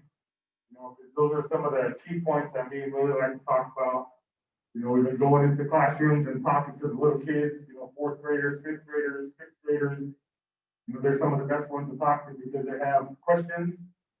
They have those ridiculous questions they want to know, especially about the Titi and things that they read about in the history. So some of that, especially the canoe journey has been a path for that. Has been a sharing tool for the schools, especially in Yelm where I grew up and graduated out of, and I go back there because I want to not only prove my point, but then I also want to be that voice that said I told you so. We need to change this. We have not only minorities in this school, the Indigenous people you don't even recognize in Yelm. So there's been a lot of push for that over the years. At a legislation level, me and Willie have been working on. But at a school board level, also, these school boards are looking at changing that, equity. They want to do these things. But I always tell them it's something that, to me, growing up, I say it about my grandma because she invested time into us. And that time has paid off, right? And I work with those same kids I went to school with in Yelm. Ones that used to make fun of me or call you a name. But that's kind of that training tool we're using now and telling our kids is that, get that education, get that training, get that experience, because you are going to have to deal with them again in 20 years. Trust me on that. So having the tools now or having that, with our kids, that education, because it's changing for our kids. We are going from the poor to some of the richest. And so in that gap, there has been no training for us and for our young ones. Because that generational of everything taken from us, that's how we still feel. But we don't have enough to feel that void. Right? And there's a lot of stories like that. But that you look at our people, Nisqually, 14,417 acres was condemned. I should say all of it, but they did take all of that. They condemned 2/3 in 1905, and that was Pierce County and the government. Because what they said is we weren't doing what they wanted us to do, be farmers, raise pigs, chickens. So when my mom tells me about grandpa's story, it was the fact that they gave him 250 acres, a cow, a chicken, some goats, a maple tree, an apple tree, and wanted them to be homesteaders right here. Right over there where JBLM is, on that Pierce County side. And when we were doing that from 1855 to 1910, then they condemned it and created one of the biggest bases in 1918 called Fort Lewis. So those are, that's that trauma, it's still in us. We hear it as we grow up, as we get in these key positions as leadership. We hear it from our elders who are no longer here. So that reminder is that, right? And so it's the educational tool we like to use. You got to educate them at the top in order for it to make sense. Especially what we want to do in the since time immemorial curriculum and other things that we have in schools, which is just 1% of that, right? Or just one thing of that. And so, it's been actually fun, me really doing this work. And mine started before I got on council, so I'd still do this work if I wasn't on council. That's how important it is. And the instillment is, well, that tradition of grandma, who I still hear, right? It's gonna be done, we better be tough. So if we're gonna do this, we gotta get smarter. And that's kind of how we explain it. And teaching that to the public schools more so is it just paints the picture for them. We show these videos, we show some maps, we talk about that, we are here, right? This isn't what the Nisqually used to do. This isn't what the Nisqually were. And so, I'm gonna turn it over to Willie so he can do a little bit of talking. I know he wants to sit here and listen to me talk. Thank you. It's been fun sharing, but before I stop, I guess, are there any questions or on my end? I know Willie's gonna talk a little bit about this. We could do some questions at the end also. I'm sorry, this is the first time I've ever talked in a microphone with this mask on. So if I start, if you guys can't hear me, please let me know. So my name is Willie Frank III. I'm a Nisqually tribal member, Nisqually tribal council member. My Indian name is Pulaski. That was given to me by my grandfather, Willie Frank Sr., who lived to be 104 years old. And I grew up at Frank's Landing, which is 5 miles from here, north, going up towards. Before you get over the Nisqually River Bridge, you'll see a little blue barn out there, and that's part of the Frank's Landing Indian community. And I always say I had the fortune of having 2 amazing parents growing up. My father was Billy Frank Jr. My mother's name was Sue Crystal, and she worked for 3 governors. And she passed away in 2001 from cancer, and she was an attorney. And so I always had really good people around me. Not realizing what I had growing up, and I had the people around me who wrote a lot of the federal Indian policies, a lot of the federal Indian law. So I was very fortunate at a young age to be sitting in rooms like this, listening to my father talk, not wondering why I'm getting drugged to a meeting at 5 or 6 years old and just have to sit in the corner and listen. But I do realize what he was doing then. He was teaching me to be that next leader, along with Hanford and many others. More important though, is everybody in here registered to vote? I want to make sure we get that out here first. Come on, guys, if you're not registered, please go get registered. As you can see here, we need a change in the United States right now with everything that's going on. And, growing up, a lot of our history is taught through stories and passed on from generation to generation. As you heard Hanford talk about our books and our curriculums that we have out there, a lot of the kids still think that we live in teepees. They think that we ride horses and paddle in canoes to get to where we need to go. And we always tell people there's no wrong question. There's not a bad question to ask because we want to be here to educate everybody about our history at Nisqually. And as I said, growing up with my father, Billy Frank Jr., who was arrested over 50 times in his life for excess besides this tree right on the Nisqually River. And I'm a fisherman on the Nisqually River. I still fish in the same area that my father and my grandfather fished in. My brother and I still fish there. So if you think about it, that's like 100 years of our family in that one same area. And I think about that, and it's pretty special because at 82 years old, my father, he was still fishing with us on the Nisqually River. And it was always funny because at 82, my dad would be in the boat with us, and we'd have to put him in the back of the boat because when he saw the fish hit the net, he'd damn near jump in after it. And so we finally told him, Dad, if you're going to come out with us, you got to just sit in the back. We don't want you to hurt yourself. And that really gave me that perspective of how important the salmon are to us and how important clean water is to all of us in this room. I graduated from North Thurston High School in 2000. Growing up in public schools, you don't learn anything about any of your tribes in your areas, wherever you guys may come from. And I always say that where we come from, Hanford and I both, we're first cousins, Hanford and I. You know, we come from a family of fighters. We come from a family of folks who stand up for what they believe in. And in the 60s and 70s, our family was getting thrown in jail over and over again for fishing on the Nisqually River. And our movement here, we called it the Fishing Wars.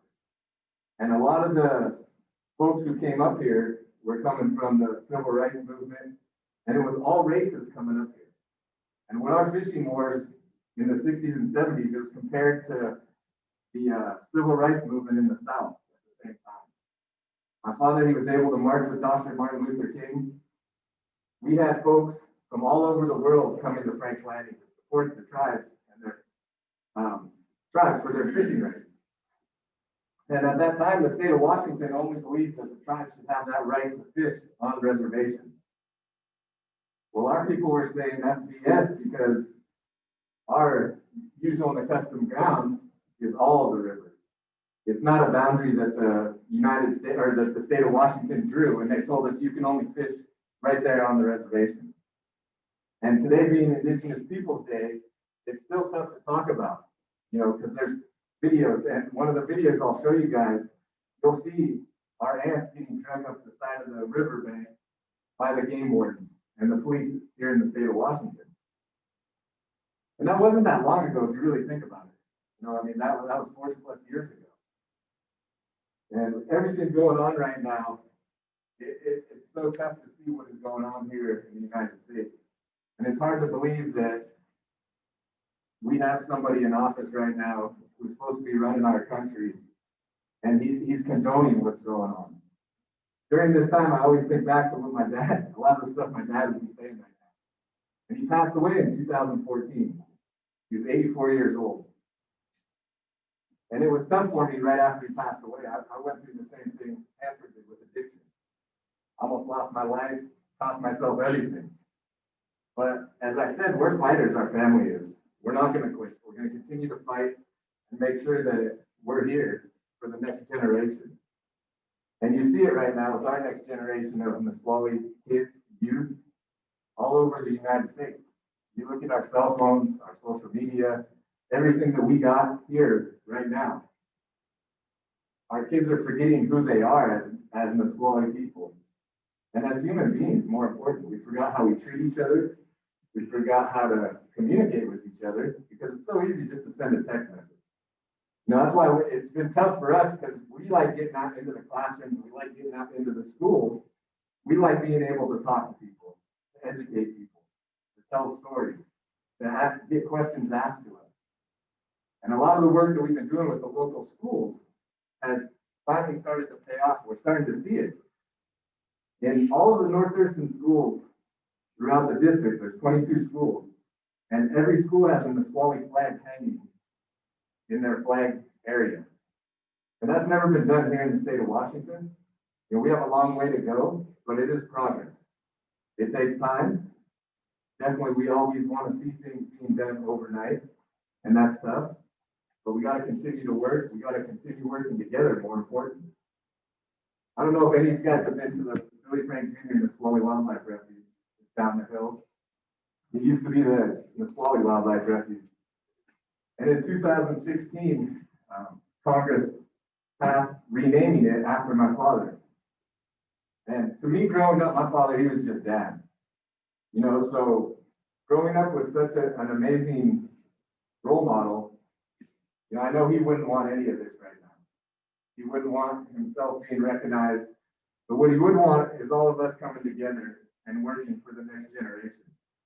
But he'd also want us protecting our environment, protecting clean water. When the water is clean, we know the salmon are healthy. Right now in the Nisqually River, my brother and I, we fish the whole month of August in the Nisqually for our Chinook fishery. Usually we catch 300 to 400 fish throughout 2 or 3 weeks. This year we didn't even get 100 fish in 6 weeks of fishing. So it shows you the environmental changes that are out there. Our water's warm. We're not getting enough rain. Everything's drying up. We saw it with the fires. We see it with everything going on throughout the United States right now. And we're in a tough time. And it's hard to talk about these things because that's important to us about who we are. And one of the questions we like to ask the kids when we go and talk to the kids is, what do you know about Nisqually? What do you know about Native Americans? And one of the questions they always answer, casinos, cigarettes, and fireworks. And I always laugh. I'm like, yeah, you're right about that. You know, but I always want to make sure we address our point about who we are as Native people. You know, we're here to protect the environment. We're here to protect the salmon. We're here to be the voice for the salmon and our culture. That's who we are. And it's so tough in this time here in 2020 to make sure that we're able to educate people about that and make our own tribal people understand that as well. But I have a quick video I want to show you guys. I don't know how much time we have, but this is a good video. It talks about some history.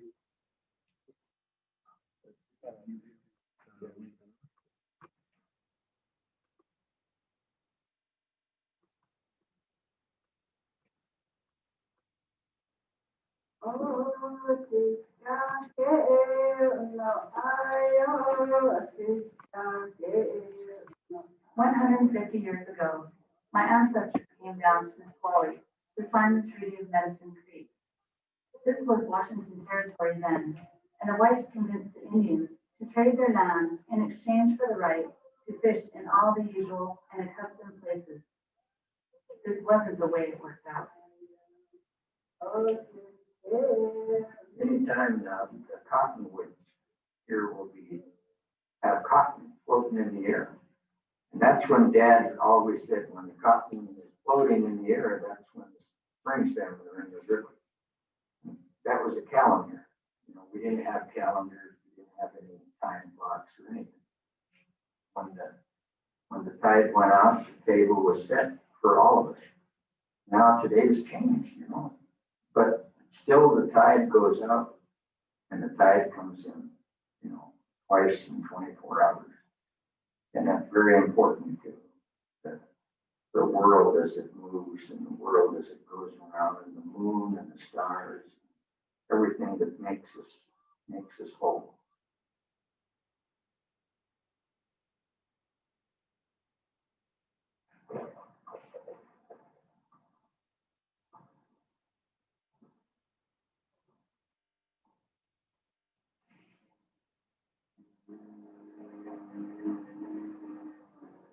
Indian men in the Northwest are fishermen. And every time they went fishing, they would get arrested and they would be put in jail. And the whole meaning of their culture and their life would be just stripped from them. And so they would come out, go back on the water, get arrested again, and start it all over.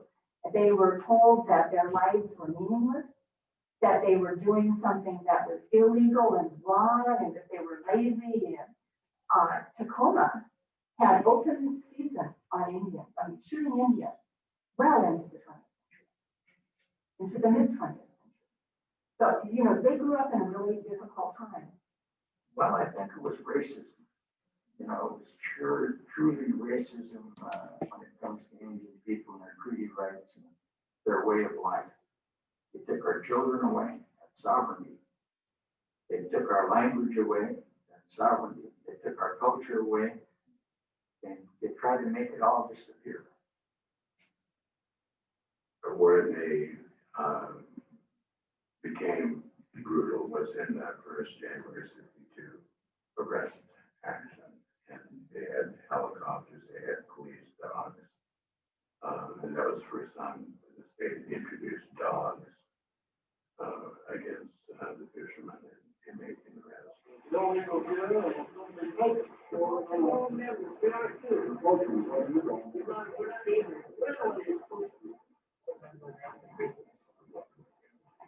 State was saying that they weren't allowed to take those fish because those fish were for non-Indian sportsmen. They weren't for Indians. For us, the salmon have always been sacred. This is hard for non-Indians to understand. In the early days, there were so many salmon. Some said you could walk across the water on their spines. Without the salmon, maybe we wouldn't be Indians. The salmon is in our spirit and always in our heart. They just didn't give up. They just kept going back and back and back and back and back. They were doing something that was, in their view, fully legal. It was traditional. It was right. And the game wardens were trying to grab their boat, grab them in the boat, grab their net, and Indians would be trying to push them off, get them away from their boat. Sometimes they would be dumped in the river and their heads held under. I would sometimes gather the children and try to take them away. But children see those scenes, and I can remember Suzette Mills, Maisel's oldest daughter, her oldest couple of kids, at times would just be violent, and they just be so tight, so angry, and you just feel, do these game wardens or sheriffs have an idea the impact that they're going to have on the next generation? Do they have an idea what they're doing?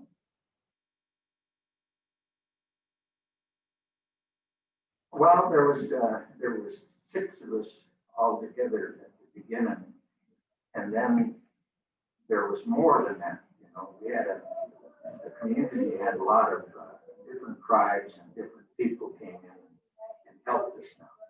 Even non-Indians and the blacks and the Mexicans and Filipino people and everybody came and gathered. And this was in the 60s now, when the Poor People's Campaign was going on, and the place was burning down in New York and Los Angeles. And the civil rights movement was going full blast, and marching in Selma, Alabama. We were taking part in all these things. We were fighting for our free rights and fighting for our way of life. So we gathered into that mix of people.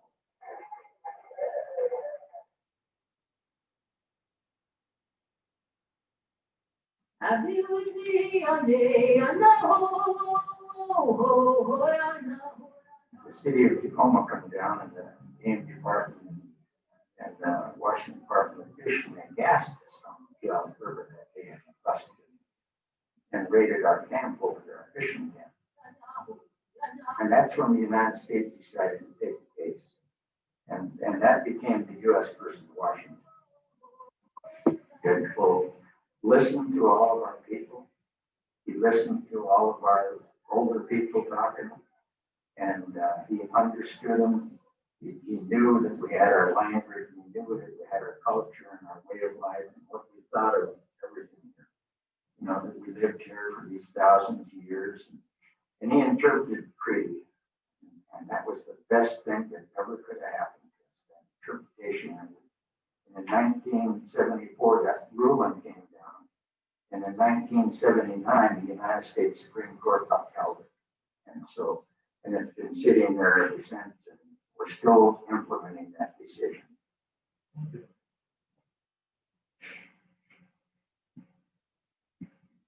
Yeah, so yeah, he was a little bit of a hellion, but he was a Marine and served with distinction in Korea.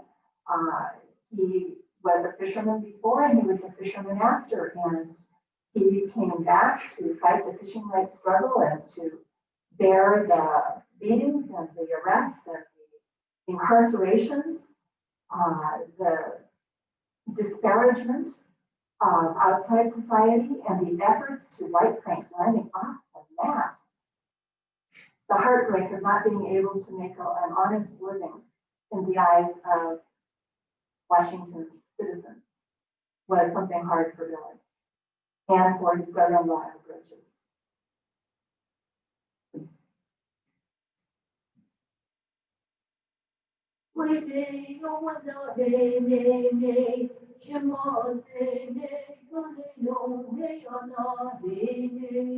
No one has done more for Indian treaty rights, fishing, natural resources management, and the sovereignty of the tribes than Billy in the past quarter century. And that's an impact that's felt throughout the Northwest, but it's also felt throughout the nation in the efforts of many tribes in a whole range of pursuits, cultural, legal, political, economic.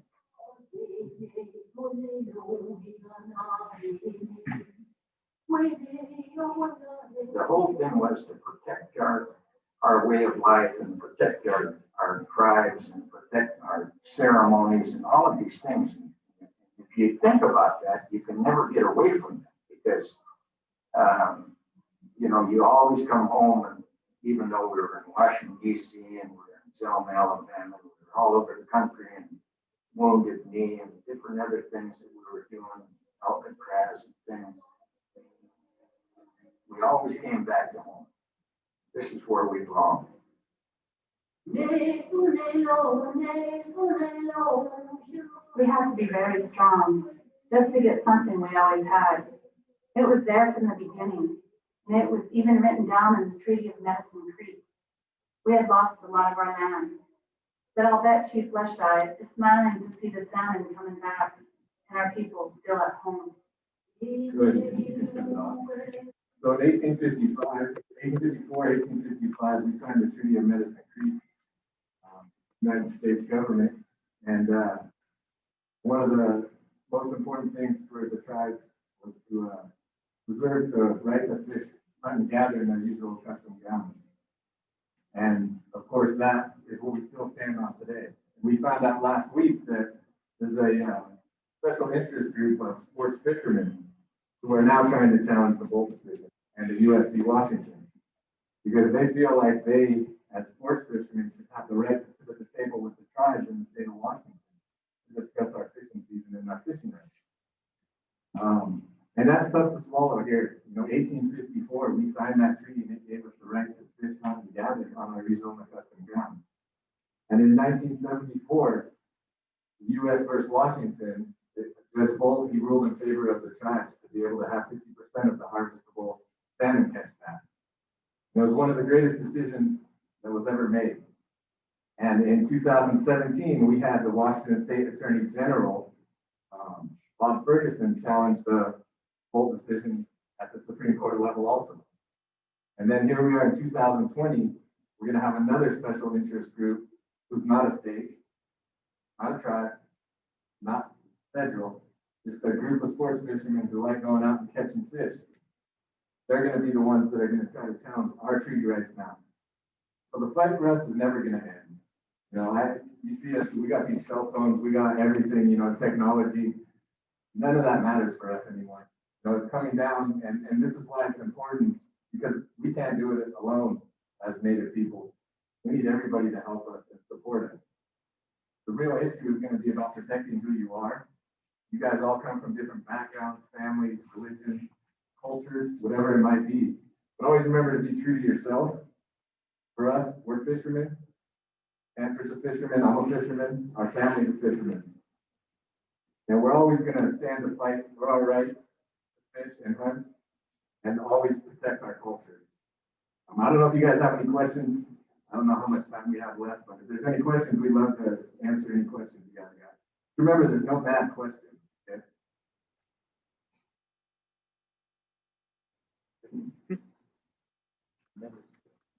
Yep.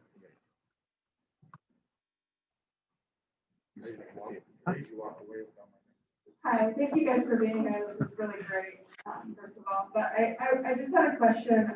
A couple of years ago, there was the salmon spill, the environmental salmon spill with the farm raised salmon. And in the newspaper article, it said the Squally tribe is operating the cleanup and nothing else. And so I just kind of was interested in knowing more about what your tribe has done to help, with clean water, with salmon preservation, that we don't know about. Yeah, definitely. I can answer that definitely. I remember it was the Cook Agriculture farm that's filled up north, up towards Seattle, and the Lummi Nation was one of the big tribes that stepped up to make sure that they caught all those farm-raised fish. For us, we always joke about farm-raised salmon because we can tell the difference. Like you touch an actual farm-raised salmon, it's mushy. It's not firm like our wild salmon or our hatchery salmon. And so after that happened, because I remember, I think it was the day of the eclipse that actually happened. And I remember Cook Agriculture said it was because of the eclipse that all the salmon got out. And that was the most BS thing we've ever heard in our lives. And I remember going to testify a few weeks after that down at the Capitol about why Cook Agriculture needs to be shut down. And in 2010, there was a spill of Atlantic farm-raised salmon, again, up north. And I remember a bunch of them came down and they actually made it up in the Squally River. And I remember we caught one in our net, my brother and I. And I remember I called my dad and I said, hey, Dad, we got some fish for dinner tonight. You want to go eat it? And he said, oh, yeah, bring fish on the fillet. And I said, well, this one's Atlantic. And he said, well, we don't eat that crap. He said, but what I want you to do is I want you and your brother to fillet it and leave it on the bank. Because usually where we fish right towards the mouth of the river, we get a lot of eagles, we get a lot of different birds, and we get a lot of animals down there coming and we'll eat fish for them. Because we get seals in the river, so they'll eat up our fish that are in our net. So we'll make sure to leave some food over there for the eagles and everybody else. But we filleted that fish, we left it in there for 3 days, nothing touched it. And that to me shows that this isn't what we should be putting in our body. When the animals won't eat something, we definitely shouldn't eat it. And on the Nisqually, for us, we have 2 hatcheries that we manage. We produce Chinook salmon out of there. We make sure that they're completely almost as natural as they can be. I think all of us who fish, who eat fish, would love to have wild salmon back. But I just don't see it happening anytime soon because of environmental issues. And so we're always doing what we can do to educate people up and down the Nisqually River. We're always trying to find property along the Nisqually River to make sure that we can manage it and protect it instead of having big housing developments or different developments coming in. We want to make sure the tribe owns it so we can preserve the land also. Other questions? Comments? Yeah, right there. Go ahead. Well, Mike's coming to you. Here you go. So, thank you again for coming out. This is extremely cool. And I have a question about the regalia. So you're talking about the beads and how your weaving is a family tradition. Is that how the regalia is formed? Is it through like family tradition and family making? Kind of like a handed down tradition almost too. When you look at these in our village settings, we had 30 villages along this waterway. It always felt like you had a different station in each village, right? So as a fisherman, as a hunter, I'm a buoy deck diver, about all these skills, and it's kind of interesting how I got all these skills. But our regalia is very important to our people, and to our villages, to our families, and how it represents us, because it is just like on that canoe journey video, you can see protocol. And protocol is another lost tradition that a lot of people just in general do not do anymore. When we talk about a lot of that, you see how the kings and the queens, they have a lot of protocol. Come over here in America and there is no protocol. Everybody just throws it out the window and out the door and questions it. But for the indigenous people here on this Turtle Island, we call it, we have protocol, we have tradition, we have ways of representing ourselves. There's a song I sing every time I go into a longhouse or to a traditional setting. That song represents who we are as a village. It's also as a canoe family, you know, I was to sing these songs. And it's the same with the hats, you know, or the symbols that represent, you know, our names, for example. You know, Hawikura means thunder and high clouds. So we have these, you know, our thunderbirds, we have our, you know, our killer whales. So we have these stories that also represent that. Nisqually to me is a smaller community located kind of isolated down a small finger of what you call the Puget Sound, what we like to refer to as the Salish Sea. And as one of the bigger nations here at the corner of this Salish Sea, you know, we were a big nation. Cowlitz was the other big nation. You know, people. You read into that history of the Hudson Bay Fur Company, and you can actually. I read a lot of it because John McLeod, I read some of his corresponding letters. It's interesting how, you know, they refer to the area as one of the most pristine areas they've ever seen with grass. And so our people burned the area for a reason. And so there was a lot of agricultural stuff already happening here that no longer happens. Why? Because we occupy the area, there's a lot of things that are now in these. And so for habitat restoration, those are one of the big key.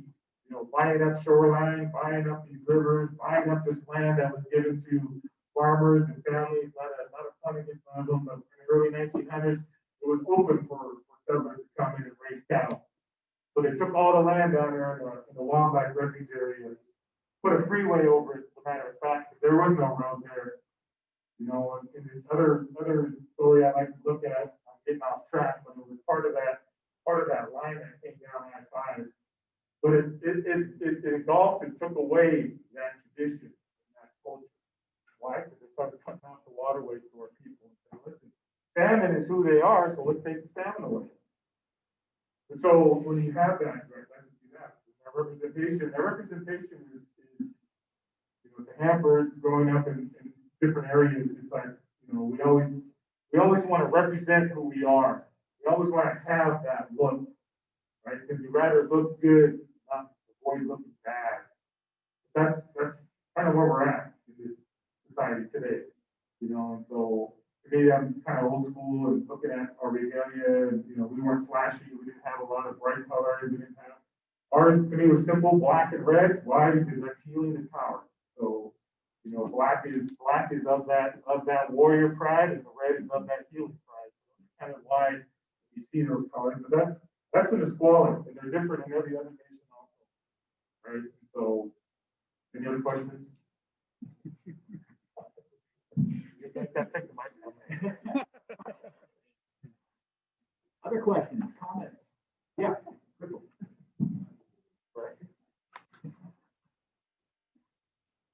Thank you for being here. My question was, at the end we were talking about the enforcement and then again, pretty much fighting against what you already have. Is there something that we can learn more about to support it or just be more aware of that? So I forgot to mention this during my talk. If you guys want to learn about U.S. versus Washington, please do your research and Google it. And you know, you can learn about a lot about U.S. versus Washington tribes and our treaty rights. You know, you can Google Billy Frank Jr. There'll be a lot of information also about the whole U.S. versus Washington.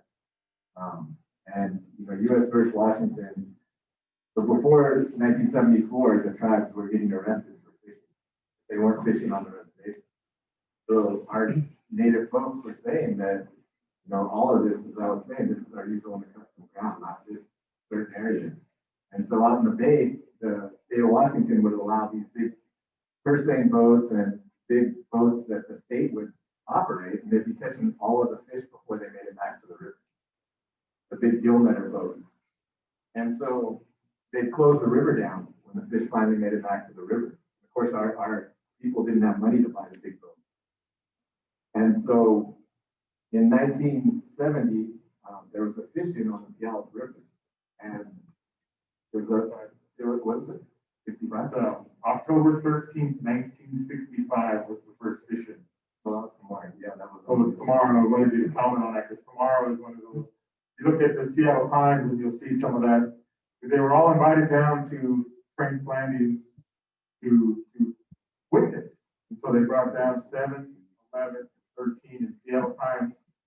The only reason I know is the guy came back around and took pictures of us and was like, "Your camera down." I was like, holy heck, you've been around here a long time too, huh? No. But so he says that stuff's online, where you can read some of that history of missions and everything from 65 to 74. They did both. So it wasn't just something that happened over, a couple months or a year. This went on for almost 10 years. People endured this. A lot of things came out of this. And to even go deeper into Willie, because, my other part of that is, the American Indian movement, they call it AIM, came out of some of this. But what it was is the fact that it was a protest. I heard a U.S. history teacher talking about this on a website. I don't know whether it was Facebook. My wife was listening to it. She goes, listen, because somebody asked her a question.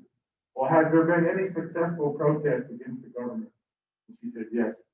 It was called the American Indian Movement. Happened in 1978. And they walked from San Francisco to D.C. Why? Because they were trying to abrogate our treaty rights. They wanted to abolish what we had here in the state of Washington, and it was our representatives from this state who supported that bill. Because they wanted to take away our water rights, our steelhead rights, and then they wanted to abrogate all treaties for all Native Americans ever made. And that was one of the biggest things that ever happened in Indian country. And that was in 78. So it wasn't, a short amount of time. And this isn't like, 100 years ago. This is just recently in our history. The only reason I know that is because, Dennis Banks, he's been like an uncle. And I'm just looking at some of his old videos that I have him talking about the longest walk 1, the longest walk 2, and all the other walks that have happened, because that is one of the most successful ways of doing that, right? And not bringing all the other, where you see this stuff that's happening now in all these protests. We were asked that same question. Because this October 13th, 1965 was again one of the most successful protests too, where it kind of switched, they kind of changed that tide because they couldn't come on a federal land. And not being able to come on federal land as a Pierce County Sheriff and a Thurston County Sheriff, they created what they called the State Patrol. And that was Governor Dan Evans at the time. And he created a state patrol so they could get on federal land. They called them his goons. And you heard them talk about the dogs and everything. So imagine then too, coming down to the banks and seeing all these guys walking around at night carrying a flashlight, the Duracell, what do they call those, mag lights, that held 6 batteries in it. Billy clubs, and then big huge billy clubs for no reason, but to secure and make sure that these Indians didn't get off this piece of land called Frank's Land. So, yes, 1965. And then as you were talking with Hope, in 1969, 1970, the tribes were trying to get the attention of the United States federal government. They're supposed to be our trustees. And when we had a fishing on the Puyallup River, they burnt the bridge right there in Puyallup. Caught on fire. The game wardens, the state patrol came in because that's federal land, and they tear gassed everybody. And they tear gassed the U.S. attorney at that time, who was down there watching it, witnessing it. And finally, the United States took that case, and that turned into U.S. versus Washington and the Bolt decision. The reason why it's called the Bolt decision, though, is because the judge who oversaw the case was Judge George Bolt. And Judge Bolt was a very conservative judge. He was a Nixon appointee. Many of our tribes, our attorneys said we should probably try to request another judge. Well, I'll never forget this story. My dad said in the middle of the trial, one of our elders from Suquamish got up to the stand and she was testifying. She didn't speak good English. She only spoke Washunsi. And she couldn't understand the questions that were being asked to her from the state of Washington. And so the attorneys for our tribes got up and asked if one of my grandfather could be the interpreter. And the state of Washington attorney jumped up, got pissed off, didn't want to see it. Judge Bolt allowed it. And at that time, my dad said, it was like there was like an aura in the courtroom to where they realized that Judge Bolt was listening to the stories being told.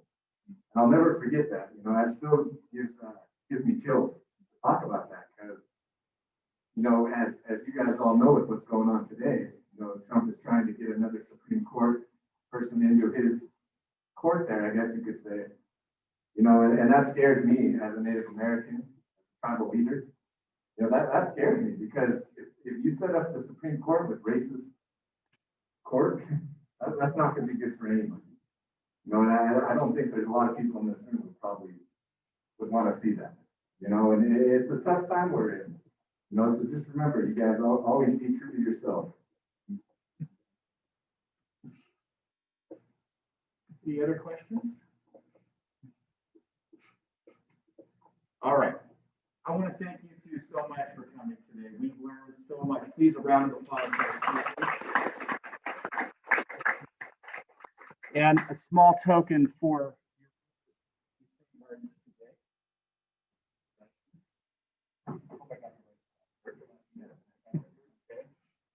And I'm a gooey duck too, so I don't know if I can wear the.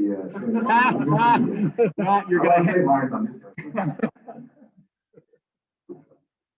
Now, this event would not be possible without a student.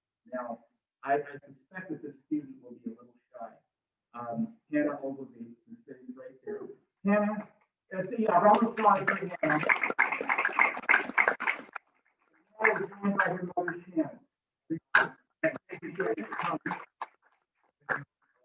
We have a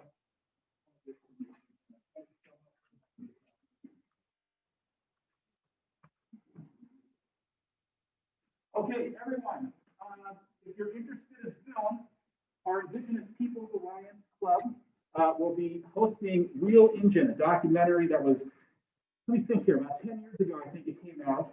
And it's about media representation in film with Native people. It's done by a filmmaker, a Native filmmaker, who's exploring Hollywood. This is a great documentary.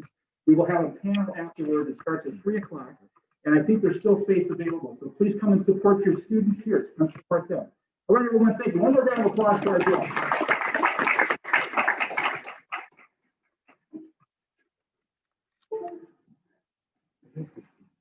Oh, that was great. Thank you so much.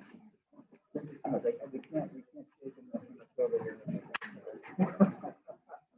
We just like put them away, then we're gonna forget somehow. I don't know, that's not my personal. I'm actually going to go off of that as well. So personally, like a lot of the films that are showing that this represented the Native American tribes, I had never seen them before. Like growing up, I always heard, you know, that Native Americans had this represented in films. I just never understood how bad that was. I feel like this. And you know, disagree. My God.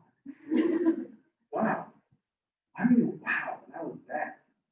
And so one of that, I do feel like people should be educated. As a matter of fact, like that one scene in the movie where you see the little kid watching that documentary, Hollywood portrayal, like the slaughter, that slaughtering scene.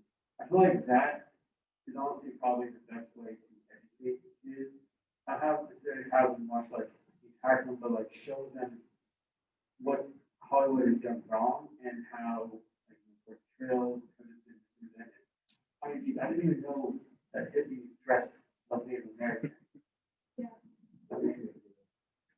Yeah, I'm going to try. I mean, I just never understood that until I recently watched it. So honestly, I do agree with her and like on the fact that it should not necessarily be like forgotten because it should more like taught to people just know how we actually choose to represent it. I'm just gonna say, I can't tell if I'm actually on the microphone, but I guess it's kind of the whole standard of if it's not being shown or taught, like history is going to repeat itself. And so I feel like having these movies kind of locked away, and if you don't talk about it, then it kind of gives the chance for it, like I said, to kind of repeat itself. But like both of them said, just showing like clips of it or talking about it is a good way to kind of acknowledge that it happened and show how it could be done in a better way. I, for one, think that I guess I can agree with like Ariel, I don't want history to repeat itself, but I also don't want people to support those movies because they're really stereotypical. And what, like the documentary said, an umbrella term is like all natives and don't become a plains native, and that's where I'm from. So I think that tribe lives in a teepee and has a headdress, but my tribe actually has headdresses and we actually live in teepees, but people from Alaska, people from coastal tribes over here in Florida have, long houses. I don't know where people, it was a real thing, people, I don't know where people took it, the notion that nobody's modernized nowadays. It's just, like I said, I don't want history to repeat itself, but I guess, yeah, showing them in glimpses and pieces and being like, this is not real. This is not, like, I guess the way they said, like, nobody wanted to regionalize, like, where tribes are from, and everybody based it down, like, the Southwest area. Like, why would you, where did they get the teepees from at that age? And I know personally that they would have, I can't now think of the word, they're sort of like lodges, they're kind of just made out of like rocks, trees, mud, and you can find a teepee out down there. We don't have a very wide variety of things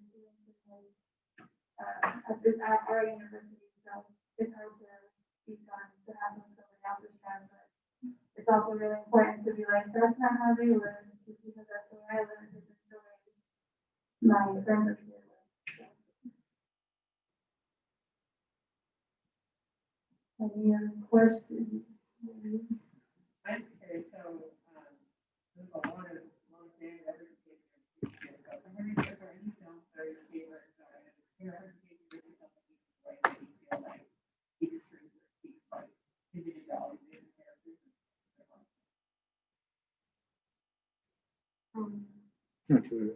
I really like the Indian horse. I just saw it or read the book. I don't really want to, but I think it's a really good representation of boarding school, and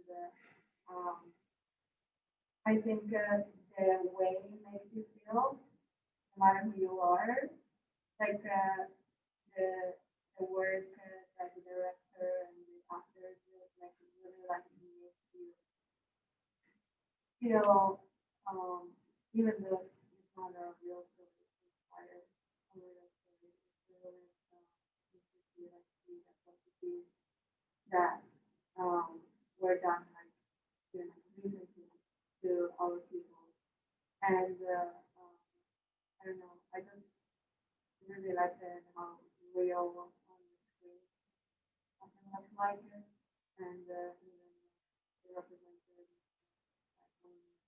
the reservation, they touched on many different topics and issues, and it's on Netflix. I'm actually gonna go off of something she mentioned. I know like this meeting is primarily focused on the cinema of Native American films, but I feel like it's also good to address like the other representation and active novels. Like there's a number of novels I've read that are actually true to Native American the culture traditions that come from what was the book you mentioned? Of course. Yeah, I've not heard that. I think there's a whole bunch of them. Like one that I read was called My Name's Not Easy, which details boarding school. And actually, at one of my classes here, we're reading a novel called They're There, which details the struggles of Native American kids today. And just wanted to touch subject on that, if you need like maybe like a different form of fictions, you don't pick up on novels and then share it to other people. I'm not saying because there are people who are not saying online.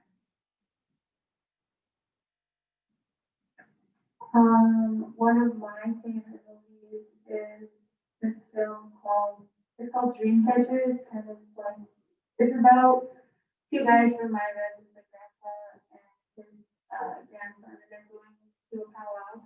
And the entire film is his grandpa telling him like legends and stories from our tribe.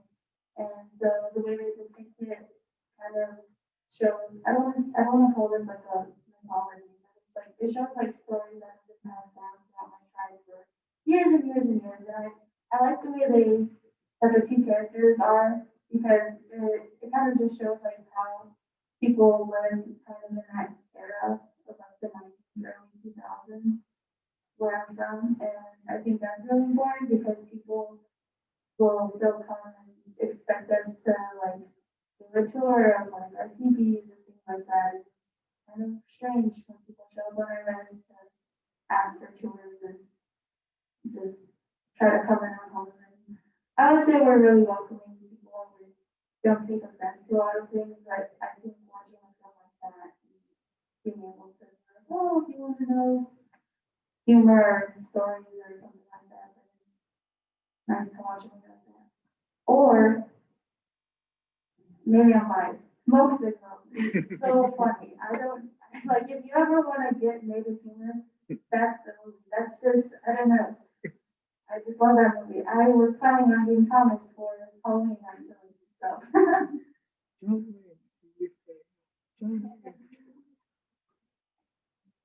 I guess I'm just kind of seconding because I was gonna say Indian Horses is one of the movies that I watched my senior year of high school. And it's a hard one to watch, but I think that it's really important.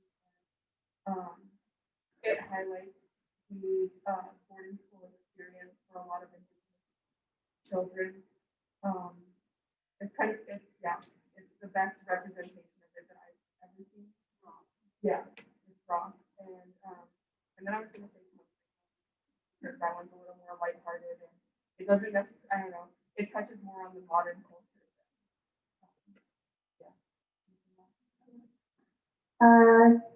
to give an insight on Indian House without spoiling a little bit, I think that if you guys haven't watched it, you should definitely try it. Try it out. It's on Netflix.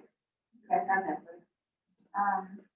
But I guess what I want to say about that film is it's, like I said, it's raw, but it's not nearly as like, I guess it's like the very diluted version of like, so that people can understand without like traumatizing people, if that makes sense. Like you watch a film and you don't want to be like, oh my God, like you don't know what to do with all this information. But I think it's a really like easy step if you watch this film to learn about what schools and how experiences are like, because it's not really graphic, I guess, but you can feel it when you're watching it. It moves you and it's like, I think something I wanted to add is that I think I know what's like we're doing right now. Don't watch it by yourself or if you watch it by yourself, just like take the time to unpack afterwards because I think then you just watch it and just simulate with yourself. You don't really like do much work. You have to like take the time to reflect and see like, oh, why did that bother me? Why did this comfortable? For example, depicted in property that not everybody could like. So I think you need to like really unpack all things that you're seeing like really well underneath and what was it, what was really going on. And like putting it on see that it was not belong together. And that I think that's the thing that so that it was not too long ago that so you need to really take a time. any other questions?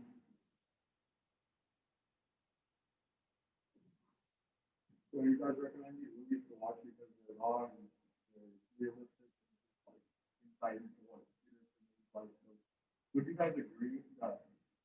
made more like smoke signals or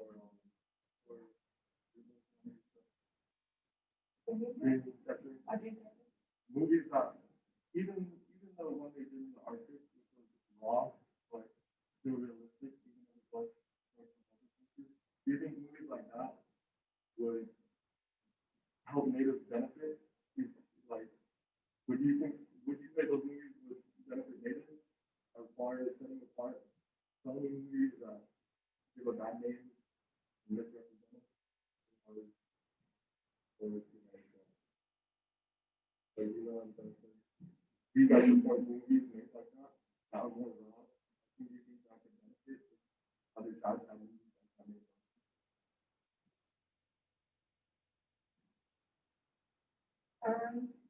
Go ahead. Okay. Personally, I think they actually could benefit. If I had to choose one or the other, I would choose those kind of more raw films made by people. Like that last one in the Arctic. It was made by Native people, and it doesn't exactly, what it doesn't do is it doesn't highlight systematic racism. It's actually like, if I'm correct, I believe the premise is more like a love story based movie.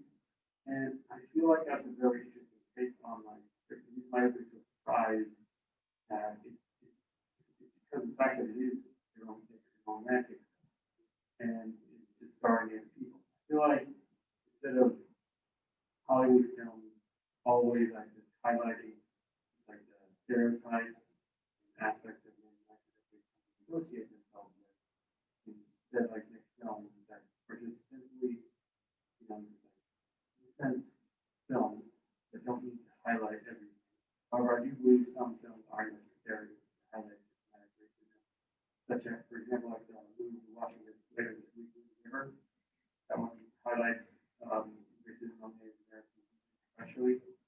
Those films I support 100%, but I also do enjoy the raw films that they've made. Highlight different aspects. Also, Yeah. Yeah, because I think that's the part of the heavy lifting where, like what she was trying to say, how is there a way that we could tell people not to watch these movies that represent the culture?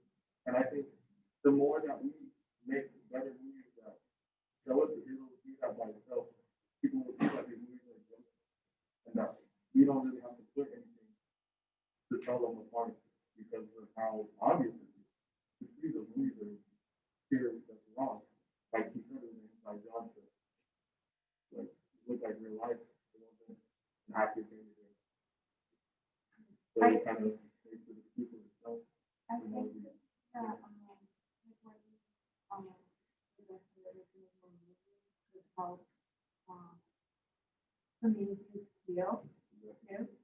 So like by sharing different experiences that are different cultures going on in their space, we can like feel together. And I think that all our communities and our farming communities or like tell their stories along like when they're from the field, like have a better space maybe than it is right now. You know, they're still like for this survival and like healing at the same time. And like I think it's a really good thing to share their experiences, not only and how you know all this feel together, feel stay strong and all.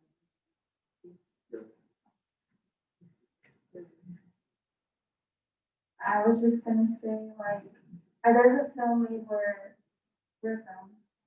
Fun fact, he's from my tribe. We're a long way from home. But there's a movie called Songs My Brother Taught Me. And my friend Jay Sean is actually the main actress in that film. And she filmed that when we were in the 7th grade, so it's been a couple of years since it came out. It used to be on Netflix, I'm not 100% sure.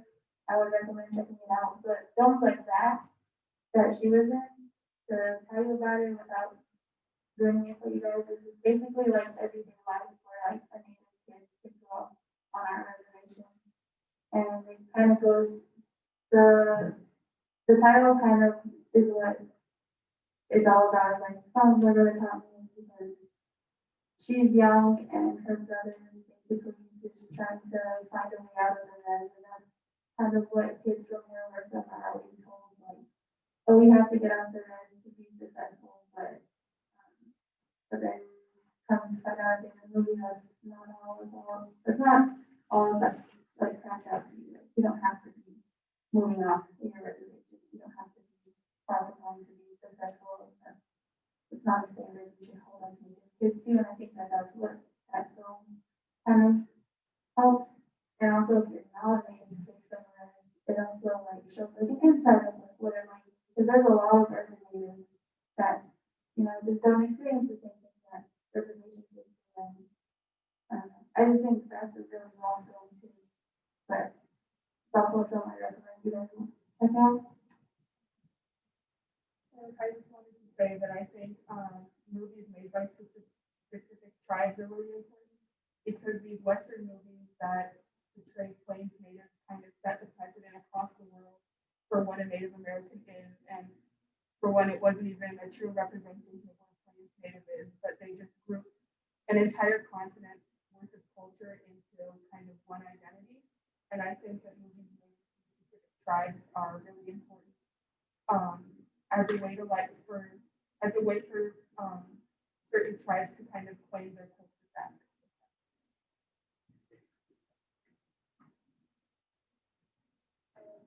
If you're comfortable sharing, would you be willing, like, if you guys grew up with these movies, you kind of talked about how it influenced some of their producing initially. Oh, this washover identity. Did that affect you guys growing up?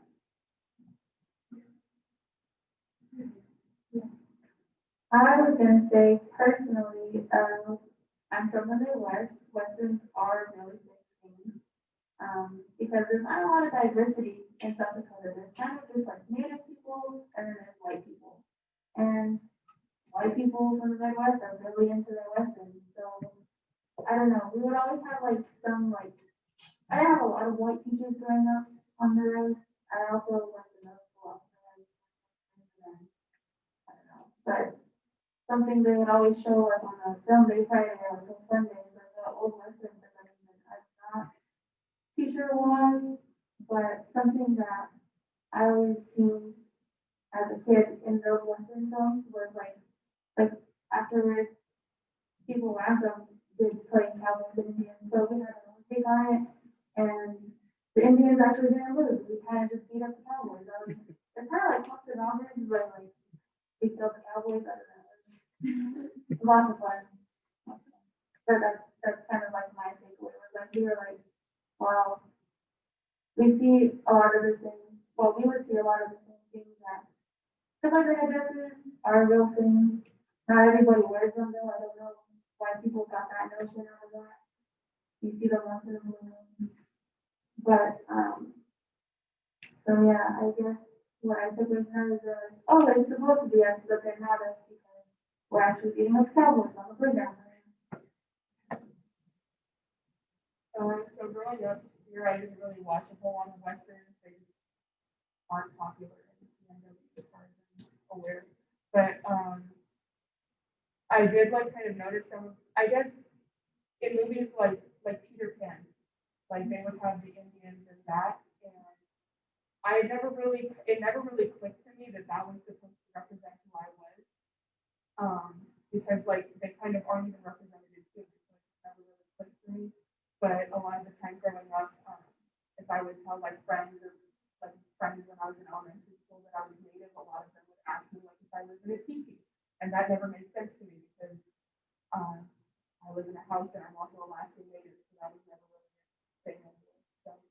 So yeah, a lot of the time I never even connected the fact that that was supposed to be something that could possibly represent me. I think I know some shared experiences, but what I wanted to talk about is the impact of being a child and seeing yourself represented on the screen, and how much that can like make you feel like you yourself represented because like you can be more in a certain sense, I think. And the poignant narratives that represent the only movies that reflect the human or like sounds like this watching or cartoons. You think that like somehow it becomes embedded in your mind that you are not supposed to be revealed out there. You're supposed to just stay where you are and never let that out. And I'm not talking about getting out of there, right? You know? And so I think growing up and seeing those kind of movies had a lot of I also grew up I was born here and I was called Indiana, which is India. Everybody was touching my hair and saying, oh yeah, your hair like straight. And I think that had an impact on me that I kind of like internalized those stereotypes that the movie depicted of me because the environment I grew up in kept me representing calling Indian,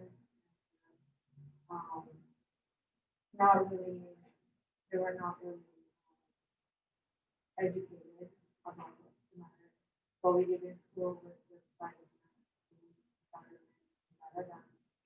story, and so all they know and where I grew up, Northern Europe, was what they saw in movies. And I ended up having to participate in a school kind of like carnival, party in the title, in which a classroom decided to dress up as Indians and cowboys and film and try to like explain that racing movies was wrong, but like nobody really listened because I was just one. And like the reality that they knew was different. And they didn't like see that as something wrong because Indians don't really exist anymore. So yeah. So like that really impacted me growing up, and it was not until I actually like moved back here and I was more culturally strong and my identity. I was like more sure of my identity of who I am. That I was able to recognize what was going on where I used to live and where I grew up. And if I went back right now, I would stand up more for myself, which I did not have the strength. I just wasn't like surrounded or didn't see myself represented where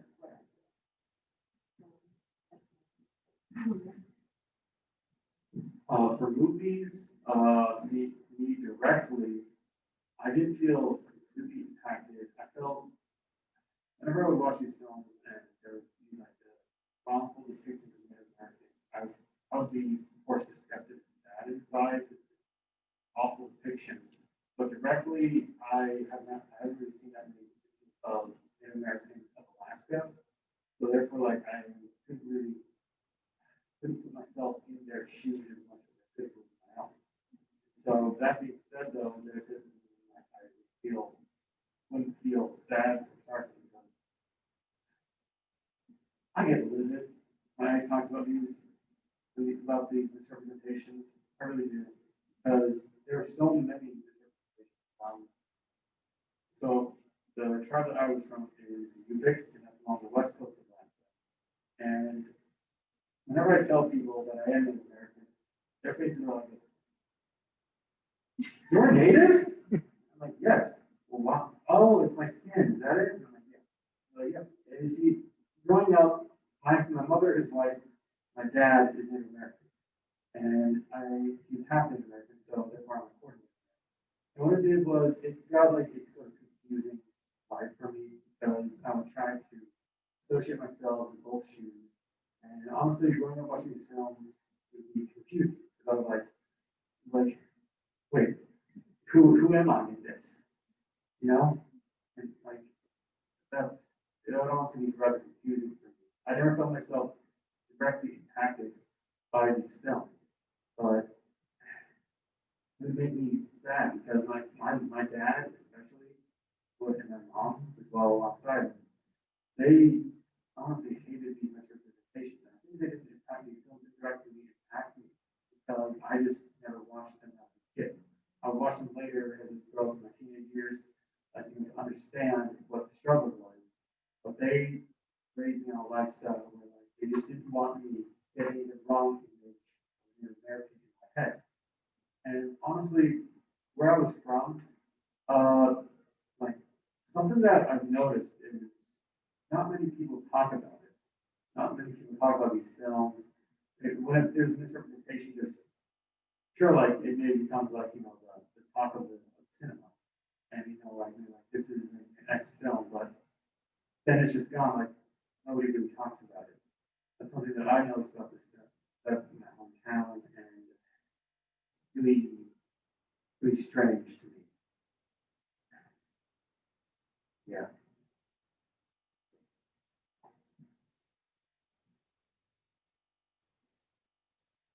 Anyone have anything else? I have a question. I guess this will be more of a question for Julia.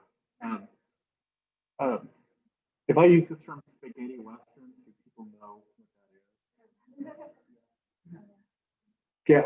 So if somebody else could explain what spaghetti westerns are, I mean, there's a very strong vein in spaghetti western criticism about the American imperial system. Unfortunately, a lot of spaghetti westerns didn't involve Native Americans. I guess my question, Julia, is you were talking about your experience. Did people respond to that spirit of criticism very, very strongly?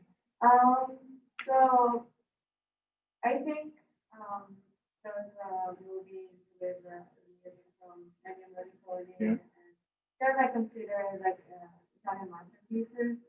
And I think when people watch the movie, they do kind of like condemn the entire Columbus and colonialism and everything, but also they're disassociated by from it. So it's kind of like they understand what's going on, but they don't really care in a way to like take actions towards it or like actually make a connection with the people that were like impacted. I think it's more like, yeah, that was it's wrong, but like there's not more. Like there's just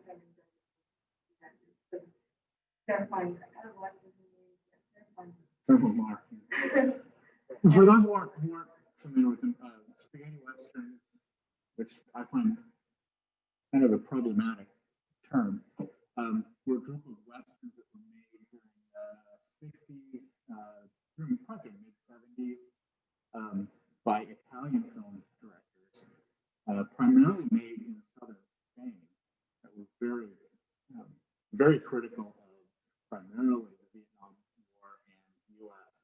foreign policy at that time.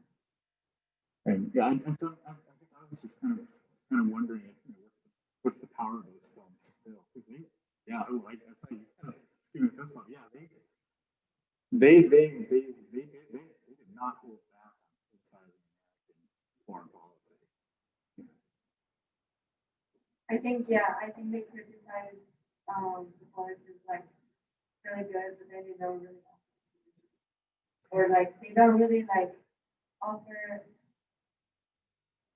It's kind of still the story told by kind of like the winner's kind of point of view. It's kind of story told by another like white point of view, which is not American, which is Italian, but it's still another point of view. Thank you.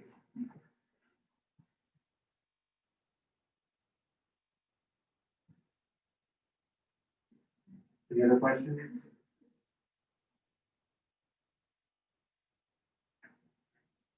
Thank you so much.